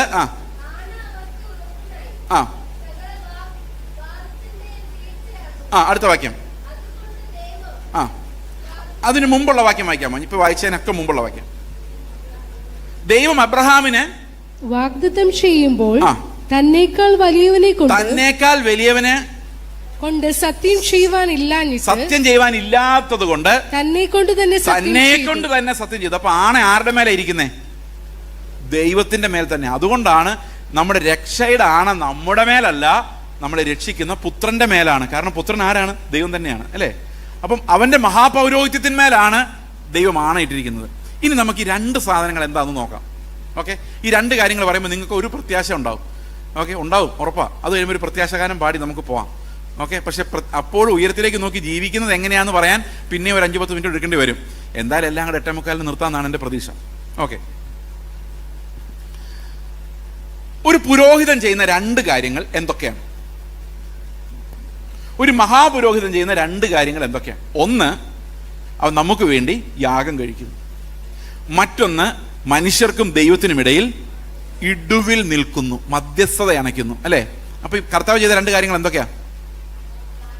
ഒന്ന്, നമുക്ക് വേണ്ടി ഒരു യാഗം കഴിച്ചു. അത് 5-ാം അധ്യായത്തിൽ പറയുന്നുണ്ട്. 7-ാം അധ്യായത്തിൽ പറയുന്നത് എന്താണെന്നറിയാമോ? അവൻ നമുക്ക് വേണ്ടി മധ്യസ്ഥത കഴിച്ചുകൊണ്ടിരിക്കുന്ന, എന്നേക്കും ജീവിക്കുന്ന ഒരു മഹാപുരോഹിതനാണ്. അപ്പൊ രണ്ട് ഹുക്ക് എന്താണെന്ന് മനസ്സിലായോ? എന്തൊക്കെയാണ്? ഒന്ന്, കർത്താവ് എനിക്ക് വേണ്ടി മരിച്ചു. മറ്റൊന്ന്, അവൻ എനിക്ക് വേണ്ടി മധ്യസ്ഥ അണച്ചുകൊണ്ടിരിക്കുന്നു.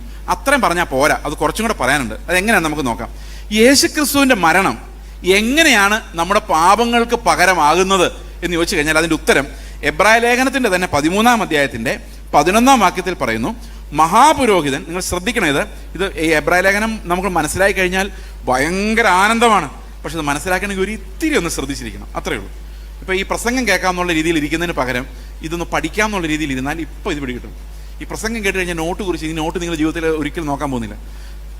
ഇഷ്ടംപോലെ പ്രസംഗത്തിൻ്റെ നോട്ട് നിങ്ങളുടെ വീട്ടിൽ കാണാം, അതൊന്നും മറിച്ച് നോക്കത്ത് പോലില്ല. അത് അവസാനം കടലയ്ക്ക് വിൽക്കാൻ മാത്രമേ പറ്റാറുള്ളൂ. അതുകൊണ്ട് നിങ്ങൾ പഠിക്കേണ്ട രീതിയിൽ ഇതൊന്ന് നോക്കിക്കേ. മഹാപുരോഹിതൻ പാപപരിഹാരമായി രക്തം വിശുദ്ധ മന്ദിരത്തിലേക്ക് കൊണ്ടുപോകുന്ന മൃഗങ്ങളുടെ ഉടൽ പാളയത്തിന് പുറത്ത് വെച്ച് ചുട്ടുകളയുന്നു. അപ്പം സത്യത്തിൽ സംഭവിക്കുന്നതെന്ന് വെച്ചാൽ ഞാൻ ഇങ്ങനെ തന്നെ കാണിക്കാം. ഇതാണ് പാളയമെന്ന് വെച്ചോ. ഓക്കെ, എന്താ പറയുന്നത്, വിശുദ്ധ മന്ദിരത്തിലേക്ക് എന്ന് വിചാരിച്ചോ. അപ്പം രക്തം അങ്ങോട്ട് കൊണ്ടുപോയി, മൃഗത്തിൻ്റെ ഉടൽ എവിടെയാ? പാളയത്തിന് പുറത്ത്, വെളിയിലാണല്ലേ. അപ്പൊ രക്തം അകത്തും ഉടൽ വെളിയിലും അല്ലേ. അടുത്ത വാക്യം, അങ്ങനെ യേശുവും സ്വന്തം രക്തത്താൽ ജനത്തെ വിശുദ്ധീകരിക്കേണ്ടതിന് നഗരവാതിലിന് പാളയത്തിന് പുറത്ത് വെച്ച്, അപ്പൊ കർത്താവിന്റെ ശരീരം എവിടെ വെച്ചാൽ തകർക്കപ്പെടുന്നേ? പാളയത്തിന് പുറത്ത്. അപ്പൊ രക്തം എവിടെയാ? നമ്മളിപ്പോഴും പറയില്ല കാൽവരി ക്രൂശിൽ ചൊരിഞ്ഞ രക്തമെന്ന്. ശരിക്കും ചൊരിഞ്ഞത് അവിടെയാണെങ്കിലും അർപ്പിച്ചത് അവിടെ അല്ല. എവിടെയാണ് കർത്താവ് രക്തം അർപ്പിച്ചത്? നമുക്കൊന്ന് പുറകോട്ട് വരണം. 9-ാം അധ്യായത്തിലേക്ക് വന്നേ. 9-ാം അധ്യായത്തിന്റെ 11-ാം വാക്യം ഞാൻ വായിക്കാം. ക്രിസ്തുവോ വരുവാനുള്ള നന്മകളുടെ മഹാപുരോഹിതനായി വന്നിട്ട് കൈപ്പണി അല്ലാത്തതായി എന്ന് വെച്ചാൽ ഈ സൃഷ്ടിയിൽ ഉൾപ്പെടാത്തതായി വലിപ്പവും തികവുമുള്ള ഒരു കൂടാരത്തിൽ കൂടി ആട്ടുകൊറ്റന്മാരുടെയും പശുകിടാങ്ങളുടെ രക്തത്താലല്ല, സ്വന്തം രക്തത്താൽ തന്നെ ഒരിക്കലായി പ്രവേശിച്ച് എന്നേക്കുമായുള്ളൊരു വീണ്ടെടുപ്പ് സാധിപ്പിച്ചു. എന്ന് പറഞ്ഞ എന്താ സംഭവം? ഈ യേശുവിന്റെ രക്തം അർപ്പിച്ചത് എവിടെയാ? തിരശ്ശീലയ്ക്ക് അപ്പുറത്താണോ ഇപ്പുറത്താണോ? ഈ സൃഷ്ടിയിൽ ഉൾപ്പെടുന്നതല്ല. വലിപ്പവും തികവും ഉള്ളതാണ്. വീഴ്ച പറ്റിയ ഈ സൃഷ്ടിക്കകത്തുള്ളൊരു കൂടാരമല്ല.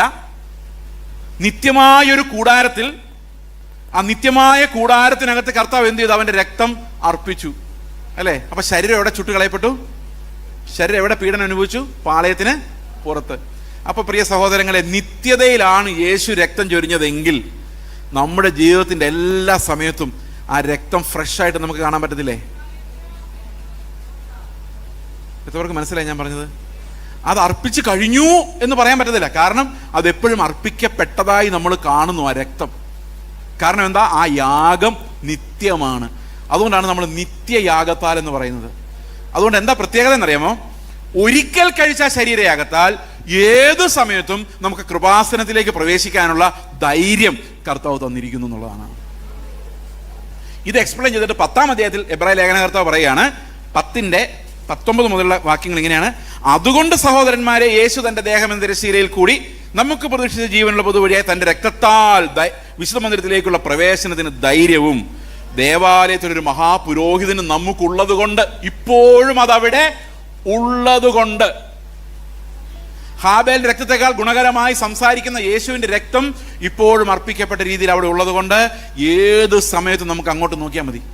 അതുകൊണ്ട് ഇവിടെ പറയാണ്, ദുർമനസാക്ഷി വിട്ട് ഹൃദയത്തിൽ തളിക്കപ്പെട്ടവരായി നിങ്ങൾ നിങ്ങളുടെ പ്രത്യാശയുടെ സ്വീകാരം മുറുകെ പിടിച്ചുകൊള്ളുക. കാരണം ഒരിക്കലും നിങ്ങൾ അകന്നു പോകുന്നില്ല. ഏത് സമയത്തും തിരിച്ചു ചെന്നാലും അവിടെ പ്രവേശിക്കാൻ ആ രക്തവും ആ മഹാപുരോഹിതനോട് നമുക്കായിട്ടുണ്ട്. എത്ര പേർക്ക് മനസ്സിലായി ഞാൻ പറയുന്നത്? മനസ്സിലായോ? ഓക്കെ, അപ്പോൾ ഈ രക്തം നമുക്കായി ഗുണകരമായി സംസാരിച്ചുകൊണ്ടിരിക്കുന്നു. 10-14 പറയുന്നത്, ഏകയാഗത്താൽ അവൻ വിശുദ്ധീകരിക്കപ്പെടുന്നവർക്ക് വേണ്ടി സദാകാലത്തേക്കും സൽഗുണപൂർത്തി വരുത്തിയിരിക്കുന്നു. ഞാൻ ഒരു ഓർത്തഡോക്സുകാരനായിരുന്നു. ഓർത്തഡോക്സിൽ അച്ഛന്മാരെ കുർബാന ചൊല്ലും ആഴ്ചയിൽ. വർഷത്തിലൊരിക്കലും ഞങ്ങൾ കുമ്പസാരം നടത്തിയും നടത്താതെയൊക്കെ അവർ നുറുക്കി തരുന്ന അപ്പം കഴിക്കും. ഓരോ പ്രാവശ്യം അപ്പം കഴിക്കുമ്പോൾ നമ്മുടെ വിചാരം ഇതുവരെയുള്ള പാപങ്ങളെല്ലാം തീർന്നെന്നാണ്. ഞാൻ ഓർക്കുന്നുണ്ട്, പാപം പോയി എന്ന് പറഞ്ഞ് തുള്ളിച്ചാടി വീട്ടിൽ പോയത് 6-ാം ക്ലാസ്സിൽ പഠിക്കുമ്പോൾ. അന്ന് കുഞ്ഞു പിള്ളേർ, ചെറിയ പിള്ളേർക്ക് എന്താ കുമ്പസാരിക്കാതെ തന്നെ അച്ഛൻ ഇങ്ങനെ കൊടുത്തു വിടുമായിരുന്നു. തലയിൽ കൈവച്ചൊന്ന് കുലുക്കിയിട്ട് കൊടുത്തു വിടും. അപ്പോൾ എല്ലാ വർഷവും കർത്തൃമേ ഈ അപ്പം നുറുക്കി എടുത്ത് പാവമായിട്ട് പറഞ്ഞ് കുമ്പസാരിച്ച് ഞാൻ മരിക്കാൻ പോവാണ്. 99.25 വയസ്സായി. 100 ആകുമ്പോഴേക്കും ഞാൻ തീരും. അപ്പം മരിക്കാറായെന്ന് കണ്ടു കഴിഞ്ഞപ്പോൾ അച്ഛൻ അവസാനത്തെ കുർബാന തരാൻ വേണ്ടി വന്നു. ഒടുക്കത്തെ ഒപ്രൂഷ്മ എന്ന് പറയും, കേട്ടിട്ടുണ്ടോ? അത് ലാസ്റ്റ് കുർബാന. അപ്പോൾ കണ്ണുകൊണ്ട് ചെയ്ത പാപം, മൂക്കുകൊണ്ട് ചെയ്ത പാപം, വായ കൊണ്ട് ചെയ്ത പാപം, ചെവി കൊണ്ട് ചെയ്ത പാപം എല്ലാം അച്ഛൻ ബന്ധിക്കും. മൂക്കുകൊണ്ട് എന്ത് പാപം? ഞാൻ അടുത്ത വീട്ടിൽ മത്തി വറുക്കുമ്പോൾ ഉണ്ടാകുന്ന മണം ചിലപ്പോൾ നമ്മളെ പാപം ചെയ്യിപ്പിച്ചിട്ടുണ്ടാവാം. എല്ലാത്തിനെയും അച്ഛൻ ബന്ധിക്കും. അപ്പോൾ എല്ലാ പാപവും തീർന്നു, കുർബാനയും കഴിച്ചു, നമ്മൾ ക്ലീനായി. പക്ഷെ ഒരു പാപം മാത്രം അവശേഷിക്കുന്നുണ്ട്. എന്താണെന്ന് വെച്ചാൽ കാരണവരാണല്ലോ. ഈ അച്ഛൻ പോകുന്ന വഴിക്ക് എത്ര രൂപ മേടിച്ചുകൊണ്ട് പോയിരുന്നൊരു ടെൻഷൻ എൻ്റെ ഉള്ളിലുണ്ട്. കാരണം അച്ഛൻ ഇത്തിരി കാശുകൂതിയനാണോ എന്ന് എനിക്കൊരു സംശയമുള്ളതുകൊണ്ട് ഈ പിള്ളേർ എത്ര രൂപ കൊടുത്തുള്ള ആങ്സ്, ആ പാപം മാത്രം കിടപ്പുണ്ട്. ബാക്കി എല്ലാം ക്ലീനായി. ഞാൻ മരിച്ച എങ്ങോട്ട് പോകും? നരകത്തിൽ പോകും. കാരണം പാപം കിടക്കുവാണല്ലോ, ഒരെണ്ണം പോയിട്ടില്ല. ഓ, എന്തൊരു കഥയല്ലേ. 9-ാം ദിവസം അച്ഛൻ വന്ന് ഒരു കുർബാന കൂടെ നടത്തും. അപ്പോൾ ആ പാപം പോയി കാണുമല്ലോ, പോയി കാണില്ലേ? പോയി കാണുമോ? കാണുമായിരിക്കും. പക്ഷേ അച്ഛൻ 40 ദിവസം പിന്നെയും വരും. പോയെങ്കിൽ പിന്നെ എന്തിനാണ് വരുന്നത്? അറിയാൻ മേൽ. വർഷാവസാനം പിന്നെയും വരും. ഇങ്ങനെ 2000 വർഷമായിട്ടും ചിലർക്ക് വേണ്ടിയുള്ള കുർബാനകൾ തുടർന്നുകൊണ്ടിരിക്കുന്നു. ഇതിനിടയിൽ ഏതെങ്കിലും ഒരു സമയത്ത് ഇവൻ സ്വർഗത്തിൽ പോയോന്നോ നിർത്താമോന്നോ യാതൊരുവിധ ഗ്യാരണ്ടിയും ഈ ആവർത്തിക്കപ്പെടുന്ന യാഗങ്ങൾക്കില്ല. എന്നാൽ പിന്നെ ഈ മരിച്ചു കഴിഞ്ഞ ഒരു കുർബാനയുടെ കഴിച്ചാൽ തീരേണ്ടതല്ലേ? തീരില്ല. കാരണം എന്ന് വെച്ച് കഴിഞ്ഞാൽ സ്വർഗത്തിൽ പോയിന്നൊരു വാഗ്ദത്തം തരാൻ ആണയില്ല അവിടെ. അത് 7-ാം അധ്യായത്തിൽ വളരെ വ്യക്തമായിട്ട് എഴുതിയിട്ടുണ്ട്. ഈ ആണയോടുകൂടി പുരോഹിതനല്ലാത്തവരെല്ലാം മരിച്ചു പോകുമ്പോൾ വേറൊരു പുരോഹിതൻ വരും. അത് അപൂർണമായ യാഗങ്ങൾ മാത്രമേ അവർ കഴിക്കാൻ പറ്റുള്ളൂ. എന്നാൽ യേശുക്രിസ്തു അങ്ങനെയല്ല, ഒരിക്കലായി എല്ലാവർക്കും വേണ്ടി മരിച്ചിരിക്കുന്നത് കൊണ്ട് നമുക്ക് എന്നേക്കും ആശ്രയിക്കാൻ. അതുകൊണ്ട് എന്ത് സംഭവിച്ചു? ഇനി പൂജ വേണ്ട, കർമ്മങ്ങൾ വേണ്ട, ഇടനിലക്കാർ വേണ്ട, ഏത് സമയത്തും കൃപാസനത്തിലേക്ക് പ്രവേശിക്കുക. അതുകൊണ്ട് മതവും വേണ്ട. കർത്താവ് എല്ലാവരുടെ സ്വന്തമായി. ഇപ്പം മതത്തിൻ്റെ നട്ടൽ ഒടിച്ചു കളഞ്ഞു. കാരണം കർത്താവ് എനിക്ക് പ്രസന്റ് ആണെങ്കിൽ ഞാൻ കൂട്ടായ്മയ്ക്ക് കൂടിയാൽ പോരെ. എനിക്കൊരു മതത്തിനോ പാപമോചനത്തിനോ ഞാൻ വേറെ എങ്ങും പോകേണ്ട കാര്യമില്ല. കാരണം കർത്താവ് എനിക്ക് എൻ്റെ കൂടെ എൻ്റെ ജീവിതത്തിലുണ്ട്. അതെൻ്റെ ഉറപ്പാണ്. ഇതാണ് ഒരു ഹുക്ക്. ആദ്യത്തെ ഹുക്കിൽ പിടികിട്ടിയോ? ഇനി രണ്ടാമത്തെ ഹുക്ക്. നിങ്ങളുടെ പാസ്റ്റർ നിങ്ങൾക്ക് വേണ്ടി പ്രാർത്ഥിച്ചാലാണോ കർത്താവ് പെട്ടെന്ന് കേൾക്കുന്നത്? നിങ്ങൾ പ്രാർത്ഥിച്ചാലാണ്.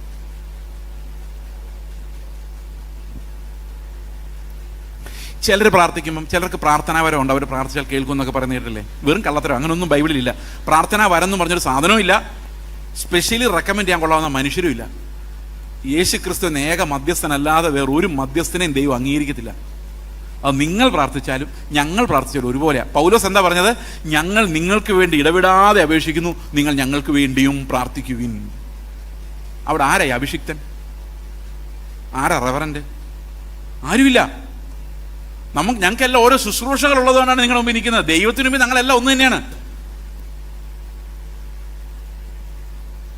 ഈ അഭിഷിക്തൻ എന്നുള്ള പ്രയോഗം തന്നെ വലിയ പ്രശ്നമാണ്. അഭിഷിക്തൻ എന്നുള്ള വാക്കിന്റെ എബ്രായ പദം മെശിഹ എന്നും അഭിഷിക്തൻ എന്നുള്ള വാക്കിന്റെ ഗ്രീക്ക് പദം ക്രിസ്റ്റോസ് എന്നുമാണ്. പുതിയ നിയമത്തിന്റെ ശുശ്രൂഷകൾ അഭിഷേകത്തിന്റെ ഫലമല്ല. പുതിയ നിയമത്തിന്റെ ശുശ്രൂഷകൾ കൃപാവരത്തിന്റെ ഫലമാണ്. ചിലർക്ക് പ്രവാചകന്മാരായും ചിലർക്ക് ഉപദേഷ്ടാക്കന്മാരായും ചിലർക്ക് ഇടയന്മാരായും അവൻ കൃപകളെ ദാനങ്ങളെ നൽകിയിരിക്കുന്നു. അഭിഷേകം എല്ലാവർക്കും ഉണ്ട്. നമ്മളെല്ലാവരും അവൻ്റെ ആത്മാവുള്ളവരും അഭിഷേകമുള്ളവരുമാണ്. അത് ക്രിസ്തുവിൻ്റെ തലയിൽ വീണ അഭിഷേകമാണ്. അവൻ്റെ അഭിഷേകം നമ്മളിരിക്കുന്നു. ഹീ ഈസ് ദ അഭിഷിക്തൻ and we are part of his body and we are all anointed because of that anointing. Because of Christos we are anointed. പക്ഷേ നമ്മളെല്ലാം കൃപാവരങ്ങളുള്ളവരാണ്. സഭയുടെ ലീഡർഷിപ്പിൽ ഇരിക്കുന്നവർക്കുള്ളത് കൃപാവരമാണ്. അതാണ് പുതിയ നിയമത്തിന്റെ പ്രത്യേകത. We are all anointed by the same spirit into the same body. വിശ്വാസമാണോ? ഇങ്ങനെയൊക്കെ പറഞ്ഞാൽ ഞാൻ ഇതിനകത്ത് വന്നത്. പിന്നെ മനസ്സിലായി ചില ആൾക്കാർക്ക് പ്രത്യേക അനോയിന്റിങ് എന്നൊക്കെ പഠിപ്പിക്കുന്നുണ്ടെന്നുള്ള കാര്യം. ആദ്യമൊക്കെ ഇടനിലക്കാരില്ല, മധ്യസ്ഥന്മാരില്ല എന്നൊക്കെ പറഞ്ഞ് ഞങ്ങളെയൊക്കെ പിടിച്ചതിനകത്താക്കിയത്. ഇപ്പോൾ എവിടെ നോക്കിയാലും ഇടനിലക്കാരാണ്. പ്രിയ സഹോദരങ്ങളെ, യേശു ക്രിസ്തു എന്ന ഏക മധ്യസ്ഥനല്ലാതെ ആകാശത്തിന് കീഴിൽ നിങ്ങളുടെ പ്രശ്നങ്ങൾ പരിഹരിക്കാൻ വേറെ ആരുമില്ല.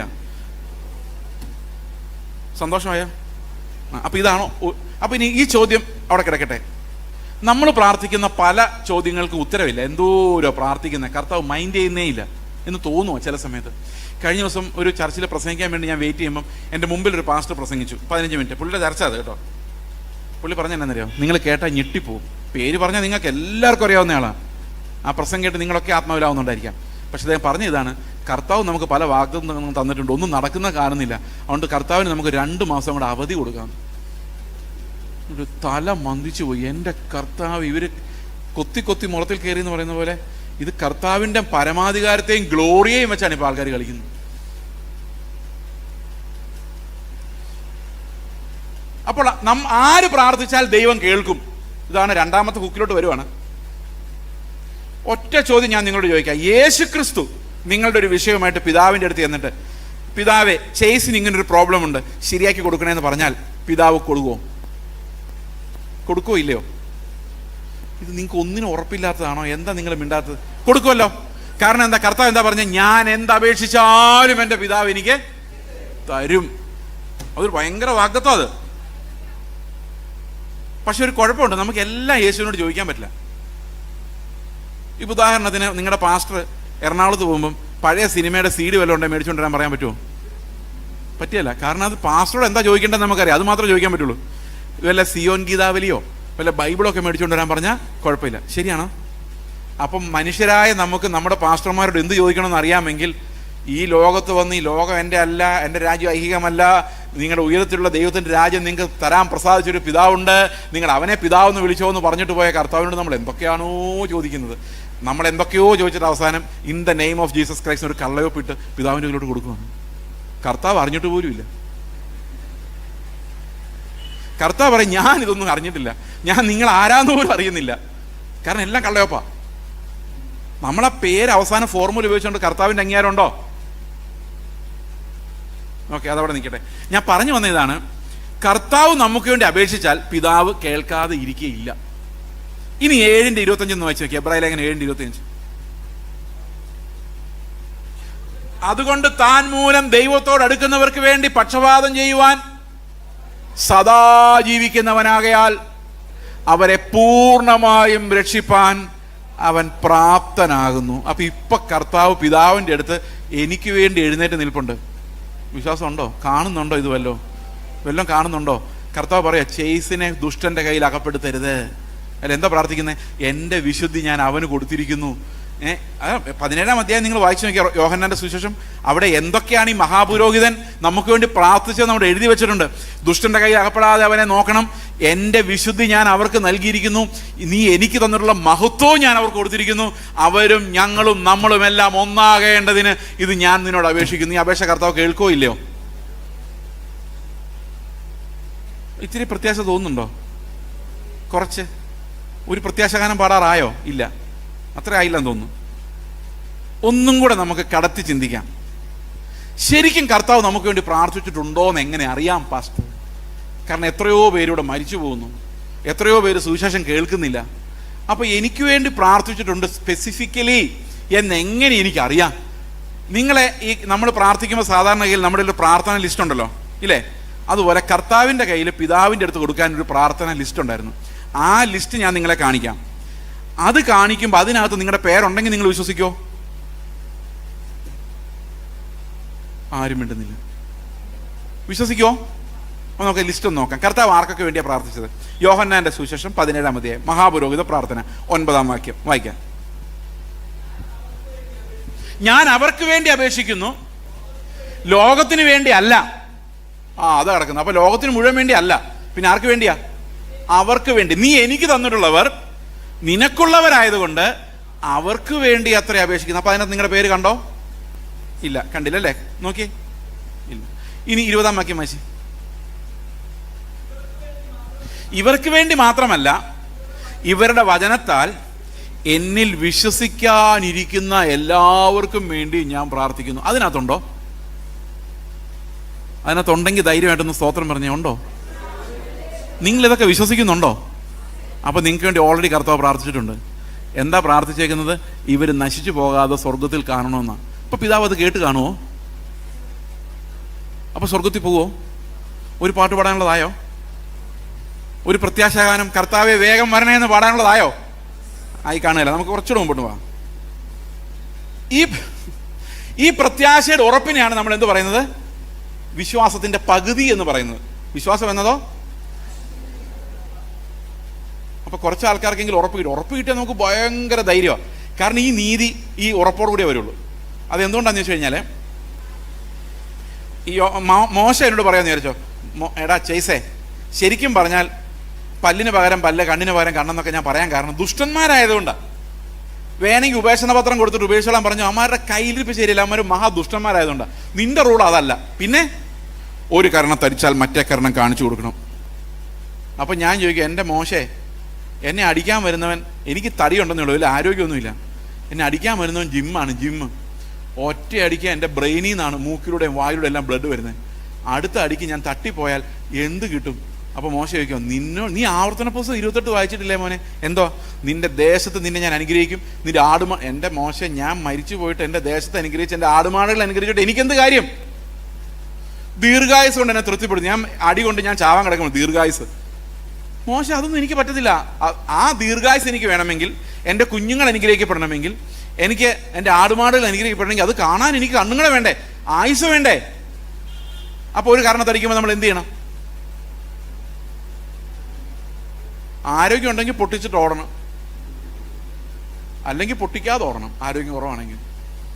കാരണം ആയുസുണ്ടെങ്കിലല്ലേ നമുക്ക് ഈ അനുഗ്രഹം അനുഭവിക്കാൻ പറ്റുള്ളൂ. അമേരിക്കയിലുള്ള വിസ തന്ന ആരോഗ്യം ആള് വേണ്ടേ? അതിൻ്റെ ഒരുത്തൻ കരണം തരിച്ചപ്പോൾ മറ്റേ കരണം കാണിച്ചു വിടും, ആള് തട്ടിപ്പോയാൽ എങ്ങനെ അമേരിക്കയിൽ പോകും? അപ്പോൾ കർത്താവ് എന്നോട് വന്നിട്ട് പറഞ്ഞു, കർത്താവ് പറയാം, ചേസേ ഒരു കരണം ധരിച്ചാൽ മറ്റേ കരണം കാണിച്ചു കൊടുക്കും. ഞാൻ പറഞ്ഞു, കർത്താവെ അങ്ങനെങ്ങാനും ഞാൻ ചത്തുപോയാൽ നീ എൻ്റെ കൂടെ പറുദീസയിലിരിക്കും. ഓക്കെ, ഞാൻ നിൻ്റെ അടുത്ത് ഇരിക്കുമല്ലേ, ശരി, എന്നാൽ മരിച്ചാലും സാരമില്ല. ഫെയ്ത്ത് വരുന്ന എവിടുന്ന? നമ്മുടെ യേശുവിൻ്റെ ക്രൂശിലെ കൂടെ കിടന്ന ഒരു കള്ളൻ, വലതുവശമാണ് ഇടതുവശമാണെന്ന് അറിയില്ല, യാക്കോബക്കാർ പറയുന്ന വലതുവശമാണ്, നമുക്കറിയത്തില്ല, നമ്മൾ കണ്ടില്ല. പക്ഷേ ഈ കള്ളൻ ഒരു നിമിഷം കൊണ്ട് സ്വർഗത്തിൽ പോയി എങ്ങനെയാണെന്നറിയോ? ഭയങ്കര നീതിമാനായിട്ടാണ് പോയത്.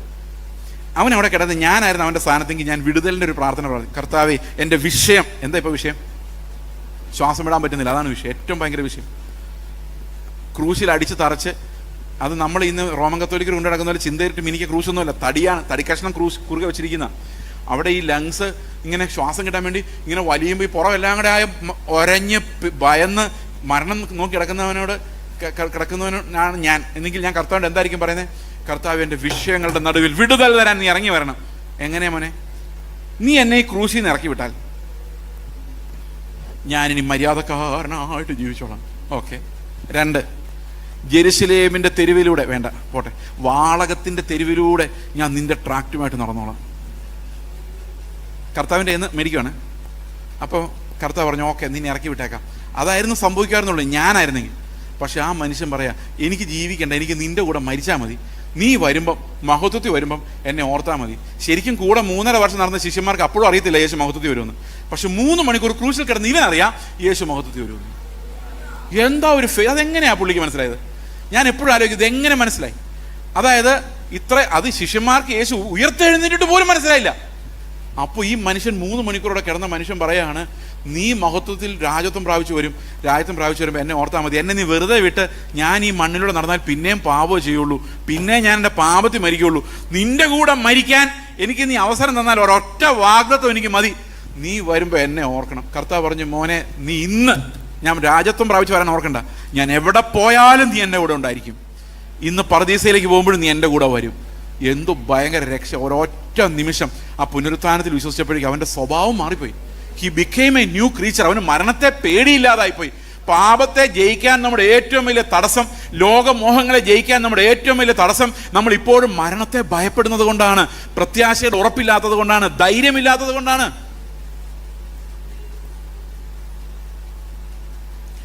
പത്രോസിന്റെ ലേഖനത്തിൽ പറയുന്നത് എന്താണ്? എങ്ങനെയാണ് ലോകത്തിന്റെ മോഹങ്ങളിൽ നിന്ന് രക്ഷപ്പെടുന്നത്? പത്രോസിന്റെ ലേഖനം 2 പത്രോസ് 1-ാം അധ്യായത്തിന്റെ 3-ാം വാക്യം, തന്റെ മഹത്വത്താലും വീര്യത്താലും നമ്മെ വിളിച്ചവന്റെ പരിജ്ഞാനത്താൽ അവന്റെ ദിവ്യശക്തി ജീവനും ഭക്തിക്കും വേണ്ടിയതൊക്കെ നമുക്ക് ദാനം ചെയ്തു. ഞാൻ ആദ്യം വിചാരിച്ചുകൊണ്ടിരുന്നത് ജീവനും ഭക്തി എന്ന് പറഞ്ഞാൽ രാവിലെ ഉച്ചയ്ക്കും വൈകിട്ടും ഫുഡ് കഴിക്കാനുള്ളതും പിന്നെ ഭക്തിക്ക് വേണ്ടെന്ന് പറഞ്ഞാൽ ചർച്ചിൽ പോകാനുള്ള വണ്ടിക്കൂലിയും ദശാംശം ഇടാനുള്ള പൈസ ഞാൻ വിചാരിച്ചുകൊണ്ടിരുന്നത് ആദ്യം.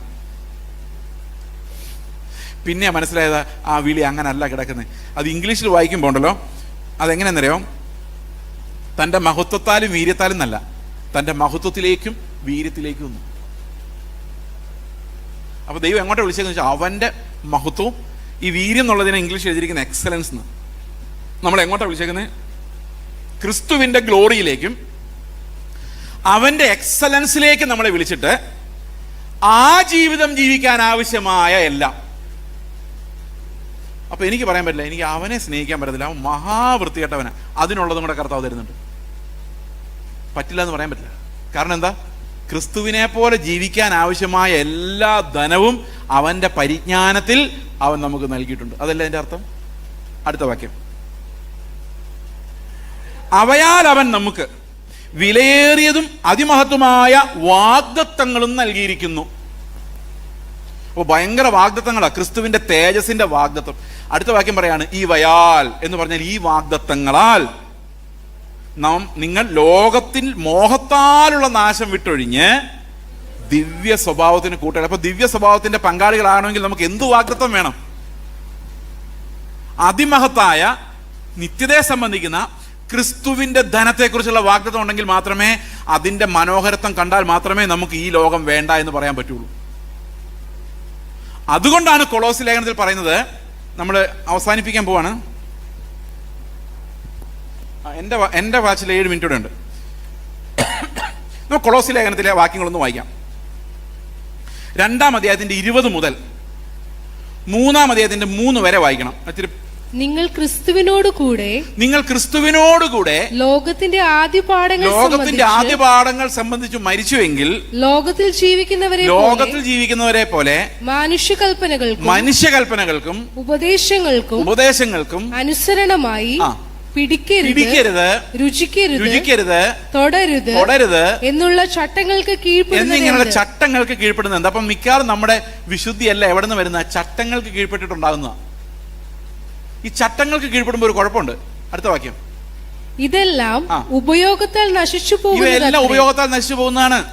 അതൊക്കെയും സ്വേച്ഛ ആരാധന, ഈ സ്വന്തം ഇച്ഛയെ ആരാധിക്കുക, അതാണ് വിൽ വർഷിപ്പിംഗ് എന്ന് പറയും. അതായത് സ്വേച്ഛാരാധനയിലും ശരീരത്തിന്റെ താഴ്മയിലും രസിക്കുന്നവർക്ക് ജ്ഞാനത്തിന്റെ പേര് മാത്രമുള്ളത് ജഡാഭിലാഷത്തെ അടക്കുവാനോ പ്രയോജനമുള്ളതല്ല. ഉദാഹരണത്തിന് എന്താണ് ഈ കൽപ്പനകൾ കൊണ്ട് നമ്മൾ നന്നാവാൻ ശ്രമിച്ചാലുള്ള കുഴപ്പം എന്താണെന്ന് വെച്ച് കഴിഞ്ഞാൽ കുറെ സ്വയനീതിമാന്മാരുണ്ടാവും. ഉദാഹരണത്തിന് ഒരാൾ പറയാണ്, ഇത്രയും നാളും ഞാൻ മരുന്ന് കഴിച്ചിട്ടില്ല. അപ്പം നമ്മൾ എന്താ ഉടനെ നോക്കുന്നത്? എന്തൊരു വിൽ പവർ, അയാൾ ആള് കൊള്ളാമല്ലേ. നമ്മളൊരു ആരെയാ അപ്പം നമ്മൾ ഉയർത്തുന്ന ആരെയാ? ആ മനുഷ്യന്റെ വില്ലിനെ നമ്മൾ ഭയങ്കരമായിട്ട് ബഹുമാനിക്കുക. ഇപ്പൊ ഞാനൊരു പണ്ടൊരു സാക്ഷ്യം പറയാം. ഞങ്ങൾ പിള്ളേരെ എടുത്ത് അഡോപ്റ്റ് ചെയ്ത് വളർത്തിയ കാര്യം ഇപ്പൊ കേൾക്കുമ്പോൾ എല്ലാവരും പറയും, അയ്യോ നിങ്ങൾക്ക് ഇത് പറ്റുള്ളൂ. അപ്പൊ ആരെയാ വർഷിപ്പ് ചെയ്യുന്നത്? എന്റെ വിൽ പവറിനെ. ഞങ്ങൾക്കറിയാം പിള്ളേരെയും കൊണ്ട് ഞങ്ങൾ ഇഷായൊക്കെ വരച്ചത് എങ്ങനെയാണ്, പക്ഷെ അത് നാട്ടുകാർക്കറിയില്ല. അപ്പൊ അവര് ഒരാളുടെ പ്രവൃത്തിയിലേക്ക് നോക്കുമ്പോൾ അവരെ അപ്രീഷിയേറ്റ് ചെയ്യുമ്പോൾ എന്താ സംഭവിക്കുന്നത്? ആത്മാവത് ചെയ്തെന്നല്ല അവർക്ക് മനസ്സിലാകുന്നത്, അവരുടെ വിൽ പവറിനെ വർഷിപ്പ് ചെയ്യുന്ന ഒരവസ്ഥയിലേക്കാണ്. അപ്പൊ ഞാൻ പറയാണ്, ഞാൻ ഇത്രയും നാളായിട്ടെന്നൊക്കെ വൈബ്രേഷൻ പറയുമ്പോൾ ആൾക്കാരെല്ലാം എന്നെ എന്ത് ചെയ്യണം? കൊള്ളാം അവൻ എന്ന് പറയിപ്പിക്കണം. ഇത് ജ്ഞാനത്തിന്റെ പേര് മാത്രമുള്ളത്. ഓക്കെ, അടുത്ത വാക്യം, ജഡാഭിലാഷം അടക്കുവാനോ. അപ്പൊ ഒരിടത്ത് ഈ ജഡം എന്ന് പറയുന്ന സാധനം എപ്പോഴും ചീത്ത സാധനം മാത്രമല്ല, നല്ല സാധനം അതിനേക്കാൾ അപകടകരമായ ജഡമാണ്. അതായത് ചീത്ത ജഡമുണ്ട്, നല്ല ജഡമുണ്ട്. നമ്മുടെ ഭാഷയിൽ ദൈവത്തിന് മുമ്പിൽ എല്ലാ ജഡത്തിന്റെ പ്രവൃത്തികളും ചീത്തയാണെങ്കിലും ഈ ചില ജഡം, ഈ പരീശന്മാരുടെ ജഡമാണോ ചുങ്കക്കാരുടെ ജഡമാണോ നല്ല ജഡം? പറ. മനുഷ്യൻ നോക്കുമ്പം ചുങ്കക്കാരന്റെ ജഡമല്ലേ മോശം ജഡം, വേശ്യകളുടെയും അവരുടെ ജഡം വളരെ മോശം. എന്നാൽ പരീശന്റെ ജഡമോ ആഴ്ചയിൽ 2 വട്ടം ഉപവാസം എടുക്കുന്ന അത്ഭുത ജഡം, നേടുന്നതിനെല്ലാം ദശാംശം കൊടുക്കുന്ന മഹാജഡം. അത് ദശാംശം കൊടുത്തിട്ട് മതിയാകാതെ അത് കൊടുത്തിട്ട് പിന്നെ 10 കിലോ അരി മേടിച്ചാൽ അതിലൊരു കിലോ അരി കൂടെ കൊടുക്കുന്ന അത്ഭുതമായ നീതി. ഏതാ നല്ല ജഡം? മാന്യമായ ജഡം ഏതാ? നമ്മൾ ആരാടോ ബഹുമാനം തോന്നുന്ന ആരോടാ? നിങ്ങളൊന്നും മിണ്ടുന്നില്ല. ഇത് മിണ്ടാത്ത ആൾക്കാരിന് വാള കയറിയെന്ന് എനിക്ക് അറിയാമല്ലോ. പരീശന്മാരുടെ നീതിയോടെ ഇതാണ് ഇവിടെ ഉണ്ടാകുന്നത്. നമ്മൾ വേറൊരാളെ ബ്ലെയിം ചെയ്യുമ്പം, ഇപ്പൊ ഞാനൊരു എക്സാമ്പിൾ പറയാം, വളരെ സിമ്പിൾ ആയിട്ടുള്ളൊരു എക്സാമ്പിൾ പറയാം. ഇപ്പൊ ഞാൻ നിങ്ങളോട് പറയാണ്, വിശുദ്ധ ജീവിതം, വൈബ്രേഷൻ പ്ലീസ് നോട്ട്, വിശുദ്ധ ജീവിതം നയിച്ചില്ലെങ്കിൽ നിങ്ങൾ എല്ലാവരും നരകത്തിൽ പോകും. സത്യമാണോ ഞാൻ പറഞ്ഞത്? ആണോ അല്ലയോ? ആണ്. അപ്പൊ നിങ്ങൾ എന്നോടൊന്ന് ചോദിച്ചേ, പാസ്റ്റർ സ്വർഗത്തിൽ പോകുമെന്ന് ചോദിച്ചേ, ഞാൻ എന്ത് പറയും ന്യായമായിട്ടും? ഞാൻ നരകത്തിൽ പോകുന്നു പറഞ്ഞാൽ പിന്നെ എന്തിനാണോ പ്രസംഗിക്കാൻ വന്നത് നിങ്ങൾ ചോദിക്കില്ലേ? അപ്പൊ ഞാൻ സ്വർഗത്തിൽ പോകും, എന്നെ പോലെ നിങ്ങൾ പോയാൽ നിങ്ങൾക്കും. അപ്പൊ ഇനി സ്വർഗത്തിലോട്ട് പോകാനുള്ള വഴി ഏതാ? ആരെ പോലെ ആയാൽ മതി? നിങ്ങൾ ആലോചിക്കുക, എന്ത് ഭയങ്കര മണ്ടത്തര പറഞ്ഞെന്ന്. ഈ മനുഷ്യൻ ഇവിടെ നിന്ന് ഇയാൾ ചെയ്ത ഏതൊക്കെയോ പ്രവൃത്തികൾ വെച്ച് നീതി ഉണ്ടാക്കി, ഇത് ദൈവത്തിനെതിരെയുള്ള വെല്ലുവിളിയായിട്ടല്ലേ വരുന്നത്. എന്നിട്ട് പറയുകയാണ്, എന്നെ പോലെ നീയും ജീവിച്ചാൽ, വെള്ള മാസ്ക് വെച്ചാൽ, അല്ലെങ്കിൽ ഞാൻ പ്രാർത്ഥിക്കുന്ന അത്രയും പ്രാർത്ഥിച്ചാൽ നീയും സ്വർഗത്തിൽ പോകുന്ന ഒരാൾ പറഞ്ഞാൽ നമ്മുടെ സ്വർഗത്തിലോട്ടുള്ള പിതാവിൻ്റെ അടുത്തോട്ടുള്ള വഴി ആരാ? ഇങ്ങനെ പറയുമ്പോഴോ? അപ്പൊ ഇവിടെ പ്രസംഗിക്കുന്നിടത്തെല്ലാം ഈ കൊളോസ്യർ 2:20 ആ ഭാഗം വായിക്കുമ്പോൾ പ്രസംഗിക്കുന്നിടത്തെല്ലാം വേറൊരു ക്രിസ്തു ഉണ്ടാകുന്നത്. അപ്പൊ പിന്നെ എന്ത് ചെയ്യണം? ഇവരുടെ വില്ലിനെ ആരാധിച്ച് മെമൻറ്റോ കൊടുത്ത് ആദരിച്ച് സീറ്റിലിരുത്തി. ഇന്നലെ ഞാനൊരു മീറ്റിങ്ങിന് പോയപ്പം അവിടെ ഒരു പാവപ്പെട്ട വർഷിപ്പ് ലീഡറിനെ അവരെ ആദരിക്കാൻ വേണ്ടി വലിയ TV-യിൽ വീഡിയോ ഒക്കെ കാണിച്ചു. അയാൾ അവിടെ നിന്ന് കരഞ്ഞു, എൻ്റെ ദൈവമേ ദയവായിട്ട് നോക്കി ഞാൻ പറഞ്ഞു. നിവൃത്തിയില്ല, ഇത് പുകഴ്ത്തി കഴിഞ്ഞാൽ നമുക്കൊരു തിരിച്ച് നമ്മളും പുകഴ്ത്തുന്നുള്ളൊരു പ്രതീക്ഷയാണ്. ആയിരിക്കാം. ഇവിടെ എല്ലാ ആളുകളുടെ പ്രവൃത്തി കണ്ട് അത് വലിയ കാര്യമായിട്ട് വിചാരിക്കാതിരിക്കാൻ വേണ്ടി പൗലോസ് എപ്പോഴും പറയുന്നു, ഇതിന്റെ പ്രവൃത്തിയാൽ വരുന്ന നീതിയല്ല, യേശു ക്രിസ്തുവിൽ വിശ്വസിക്കുമ്പോൾ ക്രിസ്തു വിശ്വസിക്കുന്നവർക്ക് നൽകുന്ന നീതി തന്നെ ലഭിച്ച അവനിലിരിക്കേണ്ടതിനും. എന്നിട്ട് പറയാം, ജഡാഭിലാഷം അടക്കാൻ എന്ത് ചെയ്യണം? അടുത്ത വാക്യം 3-ാം അധ്യായം. ഈ 3-ാം അധ്യായത്തിൽ ആ വാക്യം 2-ന്റെ ബാക്കിയാണ്. 3-ന്റെ 1 വായിച്ചോ. ആകയാൽ എന്ന് പറഞ്ഞാൽ അർത്ഥം എന്താ? ഇതിനുമ്പുള്ളതിന്റെ ബാക്കിയാണ്. ഇതിനുമ്പ് എന്താ പറഞ്ഞത്? ഈ നിയമങ്ങൾ കൊണ്ടൊന്നും കുറെ ഹീറോസിനെ ഉണ്ടാക്കാന്നുള്ളതല്ലാതെ ആരുടെയും ജഡാഭിലാഷം അടങ്ങാൻ പോകുന്നില്ല. അടുത്ത വാക്യം, ആകയാൽ നിങ്ങൾ ക്രിസ്തുവിനോട് കൂടെ ഉയർത്തെഴുന്നേറ്റിരിക്കുന്നുവെങ്കിൽ. ഉയർത്തെഴുന്നേറ്റിട്ടുണ്ടോ? ഉണ്ടോ ഇല്ലയോ? എപ്പോഴായിരുന്നു സംഭവം? നാളെ രാവിലെയോ? നമ്മൾ എപ്പോഴാ ക്രിസ്തുവിന്റെ കൂടെ ഉയർത്തെഴുന്നേറ്റത്? സ്നാനപ്പെട്ടപ്പോഴോ? നോ. എഫേസ്യ ലേഖനത്തിൽ പറയുന്നത് എന്താണ്? ലോകസ്ഥാപനത്തിന് മുമ്പേ നമ്മെ ക്രിസ്തുവിൽ തെരഞ്ഞെടുത്തു, ഇൻ ക്രൈസ്റ്റ്.